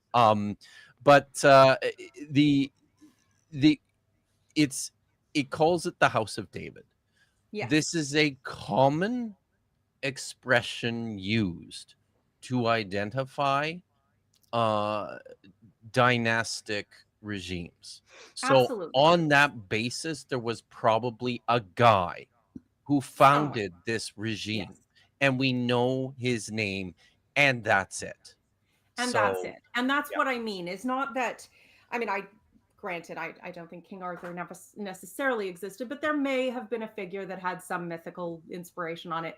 But even if David actually existed, the narrative about his kingdom and its grandeur, it's all, I mean, beyond hyped. It's half invented and just pulled out of thin air. And you make up the stories about this guy because this is our dynastic guy. So we're going to claim everything for him and, golden era retrofit it. Not in the sense that, So vague. He took reference Elhanan's. He took Elhanan's kill too. He did. But, he did take Elhanan's kill. That was rude. Yeah, but I do think there was a David. I'd say that the closer parallel to like a King Arthur would probably be probably be Moses, is what I would say. Yeah. Fair, yeah. Okay, maybe was Robin Hood based Or vaguely Joshua. on someone that might have actually Joshua. existed? The only historical evidence of Robin Hood is that there was John Little. Robin of Lancre. Yeah, there was a John Little that they verified who had 17 kids, and virtually nothing else. This is quiverful. Yeah. Oh God. And it's funny. I think that Jesus is largely like King Arthur, Dracula, and Robin Hood. You drag any of these people into the future and show them the movies that were made about them, they won't recognize themselves. No, I don't think so. Yeah, I mean, like Robin Hood, for example, he would have watched the movies about him, and don't show him the Kevin Costner one, but I mean, he would, in any case, he would have made Marion. Who the fuck is that? Yeah, and also he would have been he was a noble, right? The historical person he's based on. Reportedly, according to who, you know. And then King Arthur is even more in the muck. He's probably the murkiest, because we don't really know anything about him. Dracula is the most in the clear, and yet, if you could Vlad the Impaler was an actual dude. If you could bring Dracula forward in time, think about all of the exploits that you think he would be remembered for. He wasn't. We completely don't remember anything that he did that he thought he should be remembered for or proud of. The impaling? Well, the Ottomans. Keeping the Ottomans out of that part of Europe via impaling and fear. But yeah, it's you know what? Sexy monsters sell. That's always been true. And that's so not him, actually. I mean, because he was the impaler thing. There's that. That's true. But he was imprisoned in a hotel. So he was just not allowed to leave the hotel, and so he's locked in this hotel. He can go. He's just not allowed. Transylvania. And then he was forced. I think he was Orthodox to begin with, and he fought against the Catholics. But then he got captured by the Catholics, and they forced him to fight against the Orthodox. Mm-hmm. So, and that's the real guy, right? And I don't know what he could be proud of for his history at all. But I mean, when you show him the movies, like, fuck, nothing about me in this. Yeah. Also, a lot of, I would say, most dynastic names, family names, are not named after the first king of the line. They're normally named after the before the first king. The first king would have been known as from the house of some noble, whoever the most iconic character is, the hero, whoever died dramatically in a narrative that makes so David being the house of David being named after David doesn't mean that David was a king. It just means that the first king of this land was called from the house of David, because David was my grandfather. So he was a landlord. Given the narratives that are fed in, it's absolutely possible that any real David would have just been a petty little warlord. If you haven't read Joel Baden's book on David, it's worthwhile. It's a good read. And I wrote the longest chapter in this book is about the succession narrative, which I think is one of the more interesting texts in the Bible for a variety of reasons. And I tend to treat it as grounded in some sense of history. Just because, like, it feels like there was some actual tension and petty squabbling for power between the so-called Davidites and the Saulites. That these were groups of people who were competing for power of some sort. I tend to look at the ways in which texts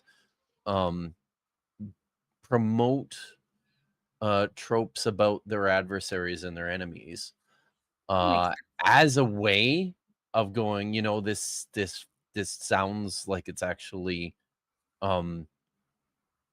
directed in opposition to something real, right? To someone that was there.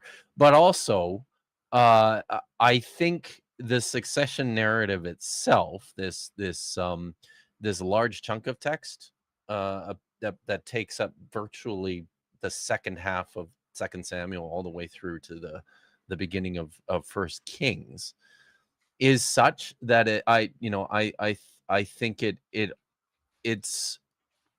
it's so programmatic and it's so propagandistic that when I look at things like that, I'm like, there's got to be something real underneath this for this writer to be working as hard as he is to write this, to craft this narrative in the way that he wants to direct it. Sort of feels like they're not just making shit up, right? I don't think they're just making shit up wholesale, but I do think sometimes it's as much about like competing mythos. Yeah. You know, if they're saying this about our Saul, well, we're going to say this about our David, and they're saying this about blah, blah, blah. It like there's a genuine, dynamic, living narrative back and forth. But it's a bit like, okay, funny meme time, but there's a meme exchange of two signs between a Catholic and a Baptist church, and they're bitching at each other over whether or not dogs go to heaven, because the Catholics want to bless the dogs. It's very funny. But like you can see there's this exchange all about sassing each other and getting all dramatic. It like the narrative is dynamic because it's fighting against another narrative that is probably also dynamic and reactionary. I hate to say it, but something like God's Not Dead does give us a pretty easy way of understanding the ways that, I mean, modern believers come up with their persecution porn, and I see no reason to believe that ancient believers would have been all that different when it suited them. Okay, so I don't think we want Tomer to follow his leader. So well, this would be perfect timing for Arn to read the last comment in chat. I think. Okay. Yeah. Duke of Many Things said, Aaron, did you just quote Neil the hippie from The Young Ones? Oh. Yes. When they wrote, "Dear fascist moneybags, give us some money, you bastards. May the seed of your loin be fruitful in the belly of your woman." Okay. And then Punk Apostate says, Kip Davis, I just got a book by that dude about God's propaganda. Look, there's a book. Woo! It's a big book. So hardcover, very nice. So the ebook and the paperback will be available probably by the end of like next weekend. So were we gonna have a conversation about that? Yeah, we're gonna have a conversation about that book. So yeah, just let me know when you're ready for that. So yeah, for sure. Next month sometime. So I'm taking off on a secret holiday to an undisclosed location this week, and then I'm doing some promotional stuff with some other channels. But yeah, we'll let's what's a hint about the secret location? It's probably closer to where you live. I can tell you that much. So okay. But yeah, no, yeah. Well, if you want to go on a wine tasting, you know where to find me. Okay. Okay.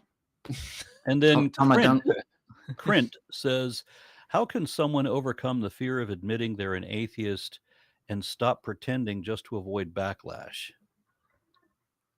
How can what? How can one overcome the fear of admitting they're an atheist and stop pretending just to avoid backlash? When the pain of lying to everyone around you and pretending to be who you are not, when the internal pain of that overcomes the imagined pain of the backlash that you may very well experience, you will just stop pretending. Gotcha. Okay. Tomer, do you have any commentary? Nah. I think you've brought everything that needs to be said. We weren't even talking about Ezra 5, Tomer. There's lots to say. Yeah, of course there is. Yeah. Okay. Yeah, don't go following Sharok Divad, or whatever that says underneath your name. People don't know the musical references. Okay, on verse 1, Haggai the prophet and Zechariah the prophet, a descendant of Iddo. The Masoretic text reads, the prophets Haggai the prophet and Zechariah son of Iddo. The reading seems a bit cumbersome, with the title prophet being added after Haggai, but not after Zechariah. The title Haggai the prophet appears several times in the book of Haggai, as we see in 1 verses 1 and 3, 2 verses 1 and 10, with only 3 cases of his title missing in Haggai 2 verses 13, 14, and 20. Eskenazi writes that the frequency of the name Haggai in the post-exilic era in biblical sources, along with the missing patronym, probably accounts for repeatedly specifying prophet. According to Zechariah 1 and 7, Zechariah was the son of Berakia, son of Iddo. But in Aramaic, son, bar, can also mean offspring or grandson. And Fried comments, quote, Haggai's and Zechariah's prophesying was most likely occasioned by the arrival in Jerusalem of Zerubbabel, the grandson of the last king of Judah, and by Jeshua, the grandson of the last high priest. It may have been their presence that convinced Haggai and Zechariah that it was now the right time to complete the temple. It is impossible to understand the burst of prophetic activity on the part of Haggai and Zechariah in the second year of Darius, if Zerubbabel, heir to the Davidic throne, had been in Jerusalem during all the previous 18 years. It can only have been their arrival that aroused such prophetic fervor and messianic hopes. I could see that. The entire thing about the ruling king of, the descendants of David and the promise that he would always have someone to sit on the throne, which God always breaks, but what are you going to do? Okay. On verse 2, Becking comments, quote, the effect of the prophecy is clear. Zerubbabel and Jeshua resumed the construction of the temple. The verb used, sarav, I hope I pronounced it right. Shariv, yeah. I didn't have the nikuda on my word. Shariv, okay. In line with the Septuagint, they began, has often been translated with begin, as we see in KJV and Williamson. Often, the argument is made that their acts do not have to be seen to be a completely new start, according to Williamson. The root of the Aramaic verb means to loosen or to live. The intensive pa'el would best be construed as referring to an act of making themselves loose or liberating themselves. In other words, the two leaders focused their activities on the rebuilding of the temple. The character of support by the two prophets is not made clear. Mm-hmm. That's verse 2? Yes, that's verse 2. Shariv? Shariv. Yeah, I mean, Steinsaltz translates it as they rose. Do you want me to read it, Kip? Why can't I see it? It's oh, there it is. I got it. Yeah, I found it. Yeah. Sorry, I've got Hebrew brain. Vesheru. Is that? So yeah. It's just got it. Sorry. Okay, on verse 3, Tatenai. According to extra biblical sources, Tatenai, or Tatanu, called Sisines in 1st Esdras and Josephus, which, of course, was a governor or pachat of beyond the river, or Ebernari. Sorry, I forgot to bring him up. Yeah. He is known from contemporary Babylonian documents, and he was the Persian governor of during Darius. During Darius's time, So Eskenazi notes Darius the First, which doesn't match the story, people. Right. Oh, maybe it was Darius the Mede. Well, who never God. Darius. Okay. There were 3 real Dariuses. Let's make up a 4th.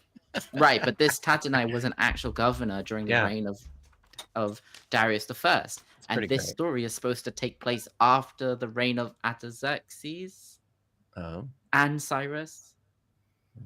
Well, Cyrus is before Darius the First, but still, and Artaxerxes is not king until after Darius. He is his son, after all. No, we're talking about dubious Darius. They're all pretty dubious at this point. So Eskenazi notes that a tablet from March 21st, 520 BCE mentions Ushtanu, a satrap of Babylonia and beyond the river, to whom Tatanu was a subordinate. Tatenai was probably non-Persian, though it is generally supposed that from the time of Darius I, governors of satrapies were Persian. So, do you have you touched on? Do you know? I haven't spent much of any time at all in Ezra-Nehemiah, but have scholars looked at this text and made comparisons and observations with it relative to the Behistun inscription? Does that come What? up at all? The Behistun. Behistun, yeah, I mentioned that in Esther in Ezra 4. Yes. Oh, okay. Yeah. So I mean, people know what this is, right? This. Yeah, of course we just. Yeah.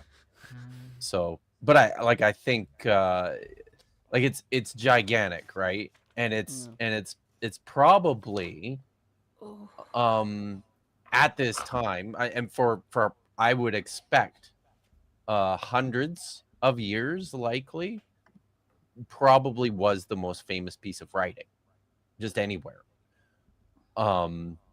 This giant inscription on a mountain face, you know, at this important intersection of roads.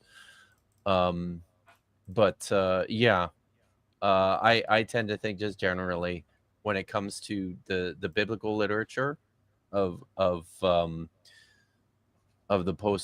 Persian period, certainly people don't put enough people. They're not the importance, and I think the significance of that text is not emphasized enough. Well, I should also note that according at least to some commentators like Eskenazi, first of all, as scholars generally agree, the core events in Ezra 5 are both possible and probable once shorn of certain editorial embellishment. The founding of the temple most likely began during the reign of Darius I in 520 BCE, and not earlier, as Ezra 3 claims. Haggai and Zechariah confirmed the date, etc., etc. And also regarding the letter itself in 6 through 17, I think most scholars regard it as genuine, or at least like has some plausible original source. For example, Fried writes that the orthography of the letter also points to a Persian period composition. All the second and third person plural forms in the present letter are spelled defectively, consistent with an original Achaemenid composition. Whereas it would be common for Hellenistic copyists or for the biblical author himself to update his spelling, it would be very unlikely for someone composing the letter de novo in the Hellenistic period to use archaic spelling. These forms provide crucial evidence for the authenticity of the letter. Yeah. Okay, but the letter is saying look back at the records to see that Cyrus gave permission for them to build the temple. So yeah, and also Eskenazi notes that most scholars consider portions of Ezra 5 to come from a genuine official document augmented by a Judean hand, the extent of which is variously assessed. So yeah. Okay, on that same verse, on verse 3, Shetar Bozenai. We know nothing about Shetar Bozenai. A similar name, Shati Barzana, is attested in Aramaic inscriptions from the Persian period in Elephantine, and his name here might be a corruption of that name, according to Fried. Modern commentators generally view Shetar Bozenai as Tatenai's assistant, probably his secretary or scribe. Saadia thought that the name refers to actual names of peoples who are recorded in Esther, like Bizeta in 110 and Shethar in 14.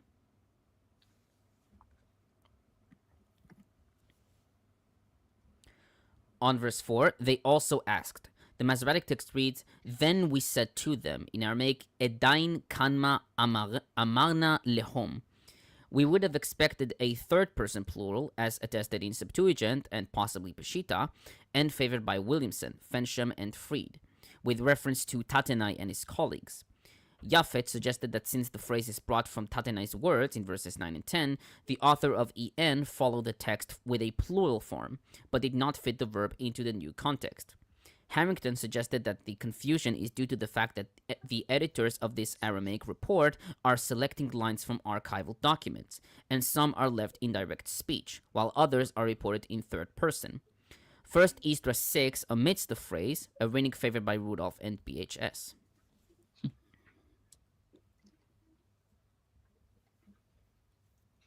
On verse 5, Becking comments, quote, "This verse narrates two interconnected features.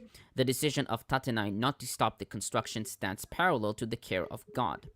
The expression eye of God refers to the concept of God seeing. Would indeed, quote, he who formed the eye not see himself, end quote, in Psalms 94:9. The expression is relatively rare in the Hebrew Bible, but expresses divine caring vigilance. The later pietistic view of the all-seeing eye has no basis in the text. In EN is, more frequently, made use the parallel expression the hand of God to designate his care, as we see in 7, 6, 9, and 28, 8, 18, and 22, and Nehemiah 1:10, 2, 8, and 18. God's care is seen to be the reason why the construction was not stopped. Hence, this divine virtue is an underlining of the given prophecy. The mild attitude of Tattenai opens a window to the rest of the narrative. The expression Shavei Yehudaye, the elders of the Judeans, is the Aramaic equivalent of Rashei Ha'avot, the leaders of the families. Guys, I'm really sorry, but I am going to have to go. What happened? Okay. I'm okay. It's just, yeah, stuff. Yep. Anyway, love you. See you next week. Okay. Yep. Bye. Give him help. Bye-bye. Bye-bye. Hopefully she's okay. Hope so. Yeah, I hope so too. Okay, on verse 8, the district of Judah. In Hebrew, Yehud Medinta. Medinata. Kinda. Medinata, yeah. Japhet notes that this was the official Aramaic title for the district, or Pachva, of Judah, parallel with the province of Medes, Medai Medinata, in 6.2, and in Hebrew, province of Elam, in Hebrew, Elam HaMedina, in Daniel 8.2, and province of Babel, in Daniel 2.48, etc. Eskenazi notes that the reference to Yehud as a province in Tattenai's letter plays an important role in constructing the history of Persian period Judah. She writes, quote, Alt, in 1953, supposed that Judah was subsumed under Samaria until the time of Nehemiah. Archaeological discoveries such as the Yehud seal impressions indicate that Judah or Yehud became a province under the Babylonians and continued as such under Persian rule. The archaeological information contributes to this letter's credibility. Conversely, the letter supports the archaeological conclusions.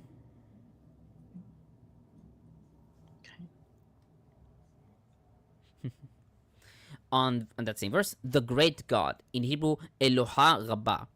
Several commentators take the expression here to be an unusual name for Yahweh. As Grabe notes in Judah and the Judeans in the Persian period, page 546, this phrase seems to be something that, quote, a Jewish writer might use when dealing with non-Jews, rather than the phrase used of a local temple and local deity by a Persian administrator in an official letter, end quote. This phrase appears in two texts from the Persepolis fortification tablets, which deal with the administrative transfer of food commodities from 509 to 494 BCE, the 13th to the 28th year of Darius I. As Williamson, Freed, and Becking note, this makes it plausible that it could have been used by a Persian officer. Eskenazi notes Fleischmann's opinion that the writers may wish to use a neutral term, quote, to prevent any link between their religion and that of the Jews who were their subjects, end quote. She writes, however, that the effect is the reverse. This title suggests correspondence.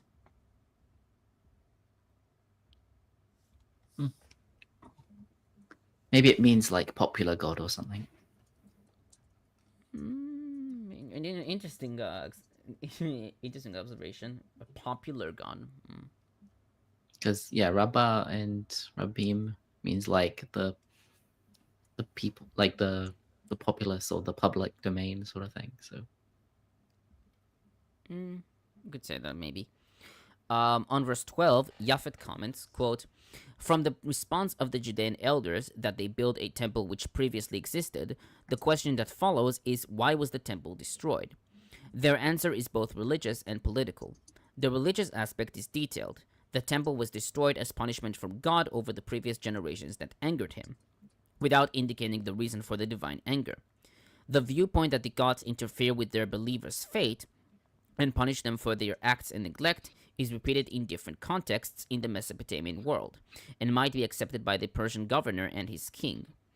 The political aspect is the explicit mention of the Babylonian king, which God appointed him to do the punishment. Nebuchadnezzar the Chaldean was a known name for the Persian kings. They saw themselves on the one hand as his rightful heirs, but on the other as those who turned over the destruction and exile policy which he employed. The concise answer of the Judean elders, therefore, covers all the important points in the temple's negotiation.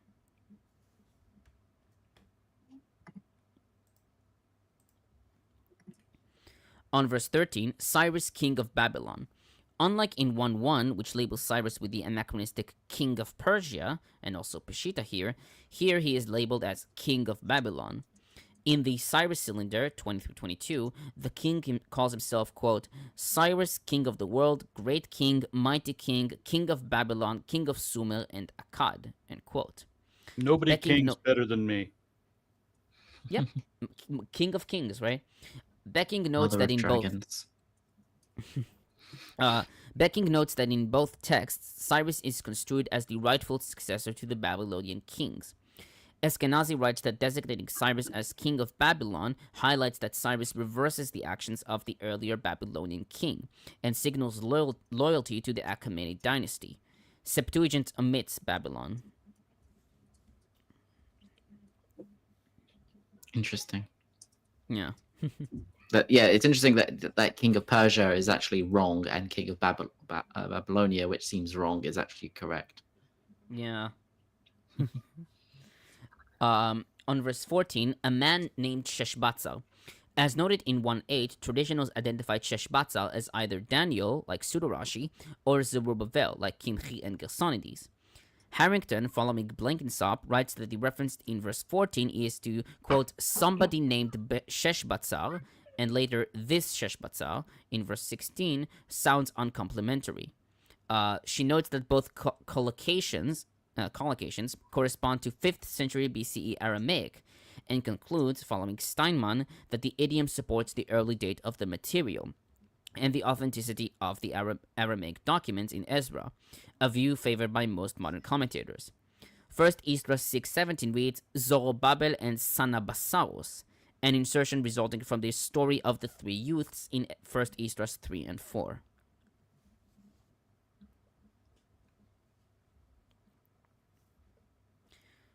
On verse 16, Sheshbatzal came and laid the foundations of the house of God in Jerusalem.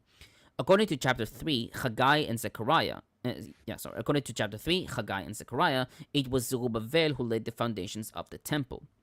Freed notes that many scholars, like Williamson and Blenkinsop, assert that the Judeans were lying to Tattenai. She writes, however, that this is unlikely. She notes that Darius, who took over the throne in a military coup, and had his first year dedicated to the rebellions against him, dedicated his second year to administrative affairs, appointing officials loyal to him over the provinces. Tattenai and Zerubbabel would have been appointed by him in the second year, and Tattenai would have made a routine tour of inspection at the time of his appointment. She writes, quote, "Since Tattenai describes everyone as working rapidly in verse 8, the visit must have occurred after Haggai had chided him for not working hard enough on the temple building project, as we see in Haggai 1:2. That is, it must have been after the 6th or 7th month of Darius' second year, and so after Zerubbabel has already arrived in Haggai 1:1. It is not possible that the Judeans would have claimed that Sheshbatzal had laid the foundations if Zerubbabel had really laid them when Zerubbabel was standing right there." End quote. However, Eskenazi writes, quote, The Judeans' letter aims to establish the continuity from Cyrus to the present. Authorization came from Cyrus to Sheshbatzal. Zerubbabel's activities are irrelevant. Similarly, mentioning Sheshbatza would be superfluous in Haggai and Zechariah, given the prophet's goal to motivate contemporary Judeans to act.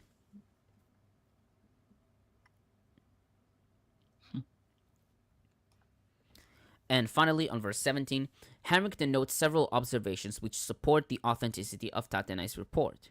1. The phrase, if it seems good to the king, in Aramaic, hen al malkat tov, it reflects a common formula in official Aramaic to indicate a course of action.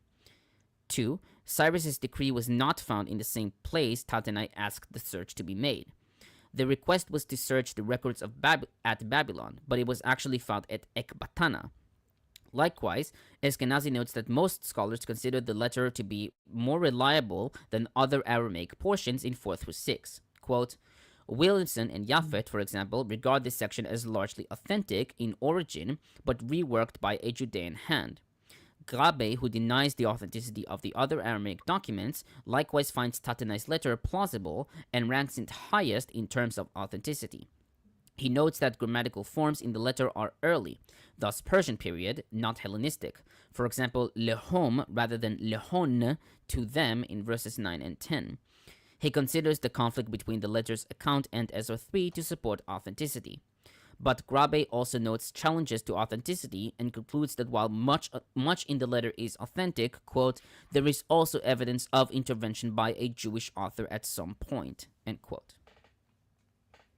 Is that Hugh Williamson? I think so. Okay. Yeah, I think that the commentary is from the Word Biblical Commentary, right? Oh, I have that. I should look. Okay. Yeah, HGM Williamson, yes. Okay. Yeah. Right. Right. Any I mean, ancient- there's a.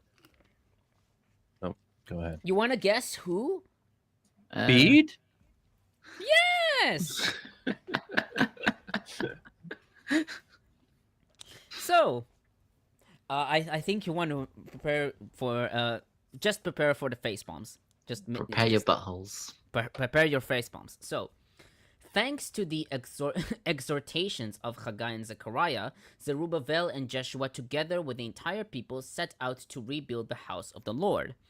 In the Holy Church, when those who have been held back by the attacks of wicked people or spirits are suddenly set straight by the words of faithful teachers, they begin to burn so greatly for righteous pursuits that they cannot be overcome by any temptation. The fact that the temple was built from old and new stones can rightly be interpreted as corresponding to the fact that the one church of Christ is assembled from both peoples, namely Jews and Gentiles. There you go. Bede?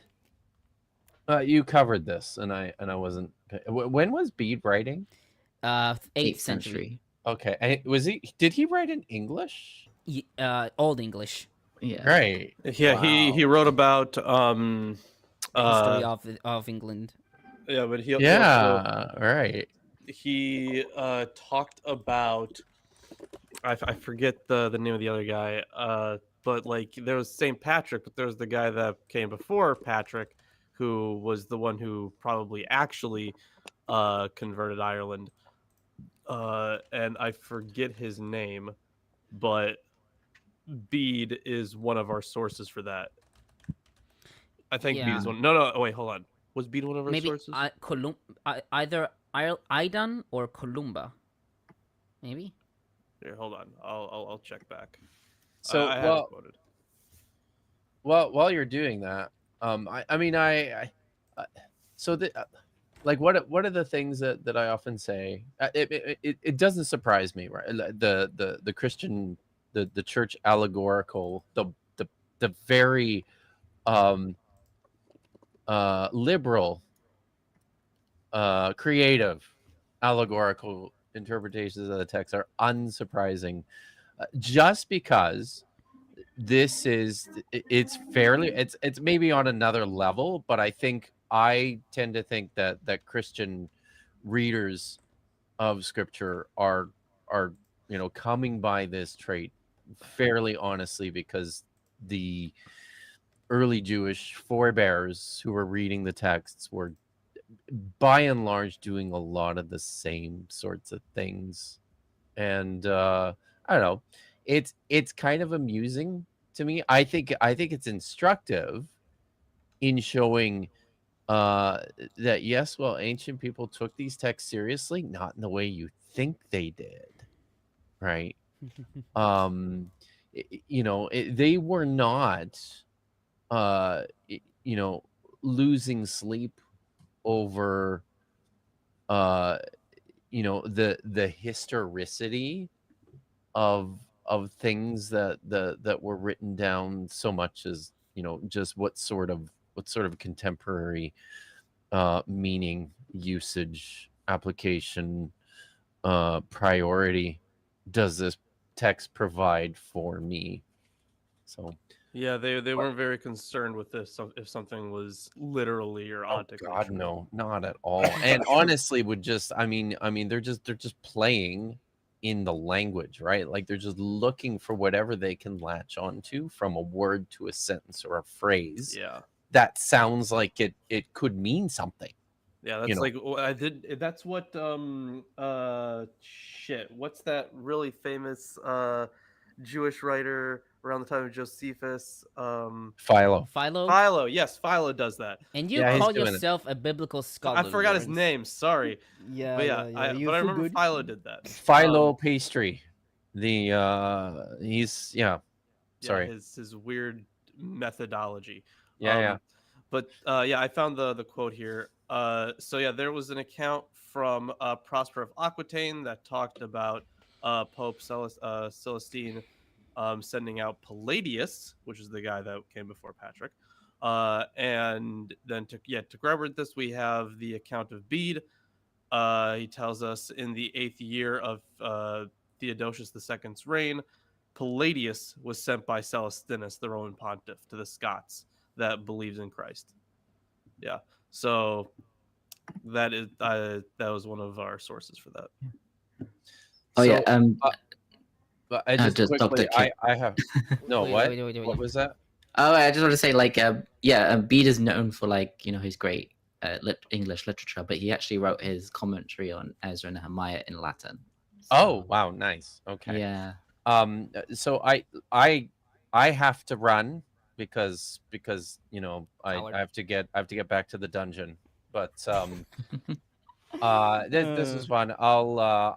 Thanks for coming along. You're always welcome. Look, I'm currently editing files to try and get things done over the next week. But I'm still hoping that in the near future I can pop in a little bit more regularly. And in the meantime, just because I'm going to be super annoying about this, I've published, the book is published, so people should go buy it, but not you, Tomer. I didn't write it for you, so shut up. I don't care what you have to say. Regardless, even if I wanted to buy your book, your lousy book, I don't have the money because I'm a poor master's degree. Well, but that's listen. There's going to be an ebook coming in a week. That doesn't matter. I'm still much poor. much more affordable. And fuck you. So when you listen to the audiobook, Tomer, it's a great way to while away the time on those long road trips across Israel. True. The audiobook I'm reading it myself, and it could be very useful. I will record it in. It could be very useful when I'm stuck in. It could be very useful when I'm stuck in traffic in Tel Aviv because it could be, right? It could. I do have a Throne account. If Peter can publish it on the, I highly doubt that people will actually donate to it, but because somebody recommended it on my Discord. Go to Lawrence's Discord and you'll find a link somewhere. Anyway, but Aaron, do you want to read the last two comments? I gotta run. Okay, thank you, kid. See you guys soon.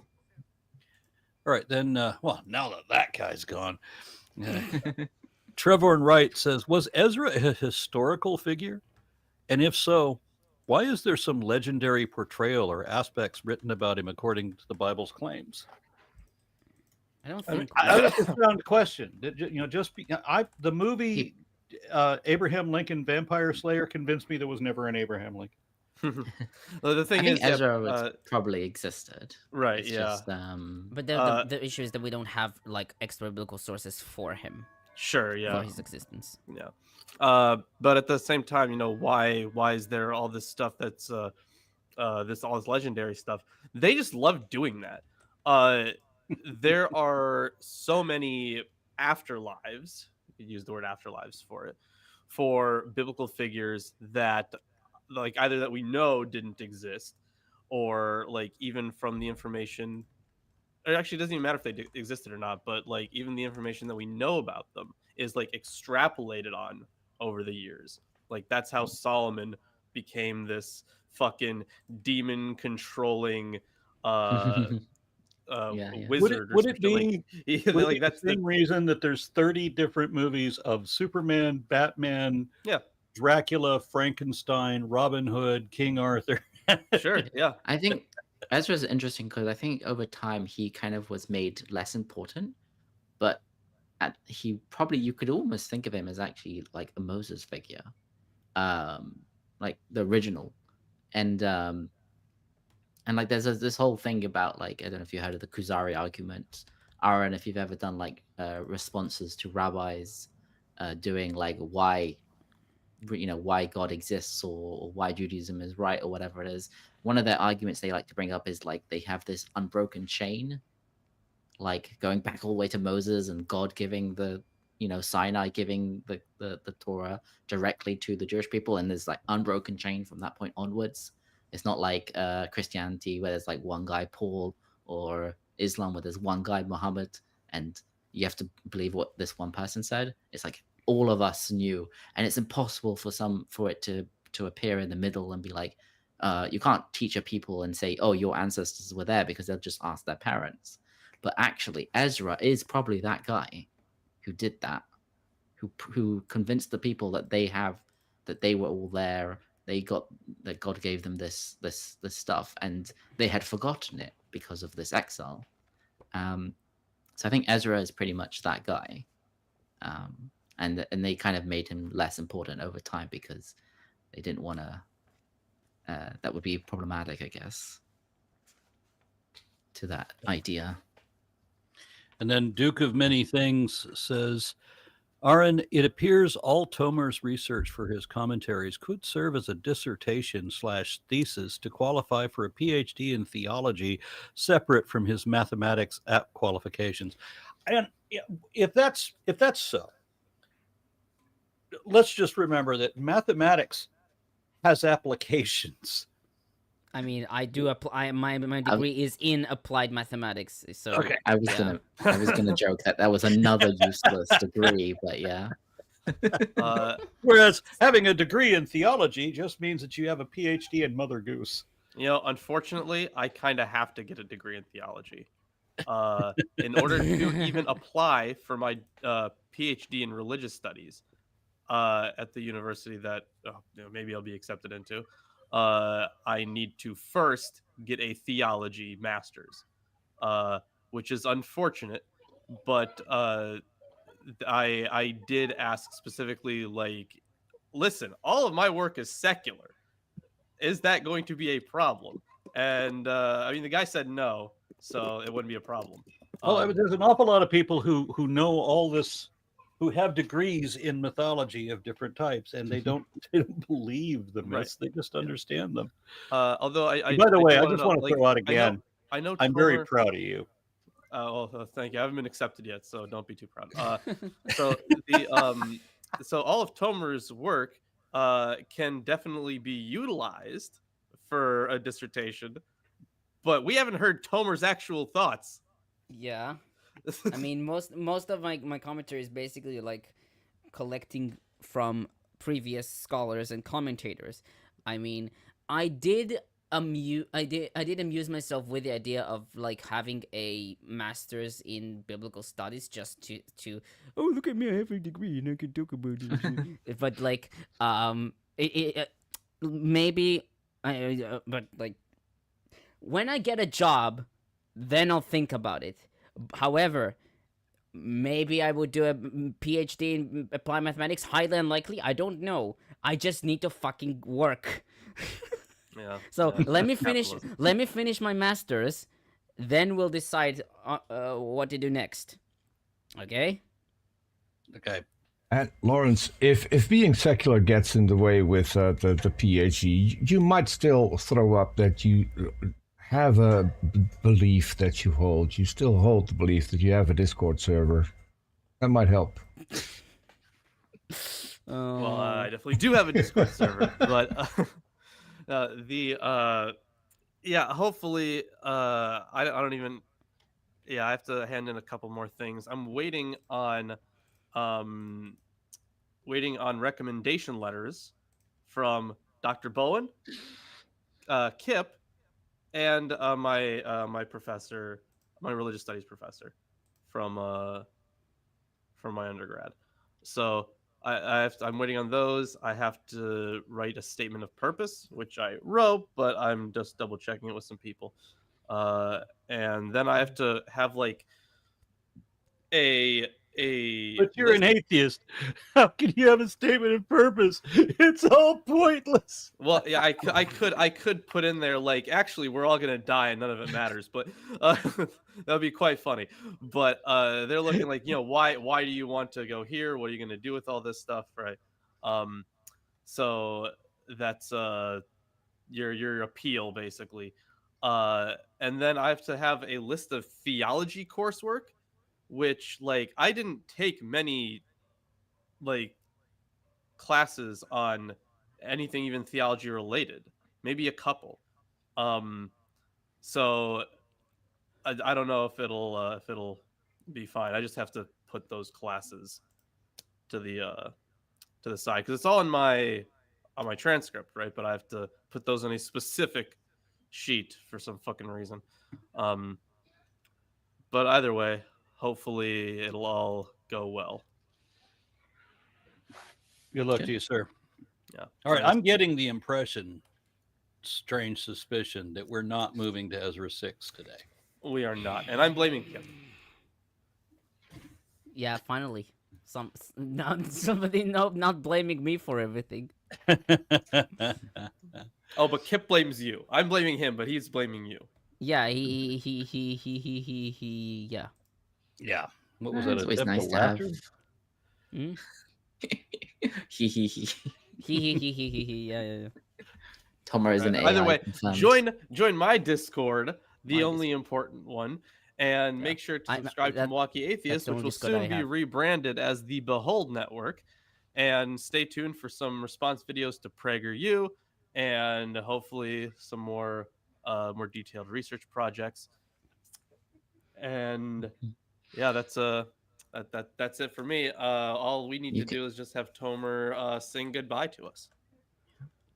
And by the way, if you don't like this stream, if you don't like it, very bad things will happen to you. So make sure to do it. Yeah. Oh, fucking Lawrence, you can finish your videos with like your cat jumping into your arms, and then you say, "Oh, he just wants to be held." Ah, that's pretty good. Yeah. Tomer. Now it's time to say goodnight.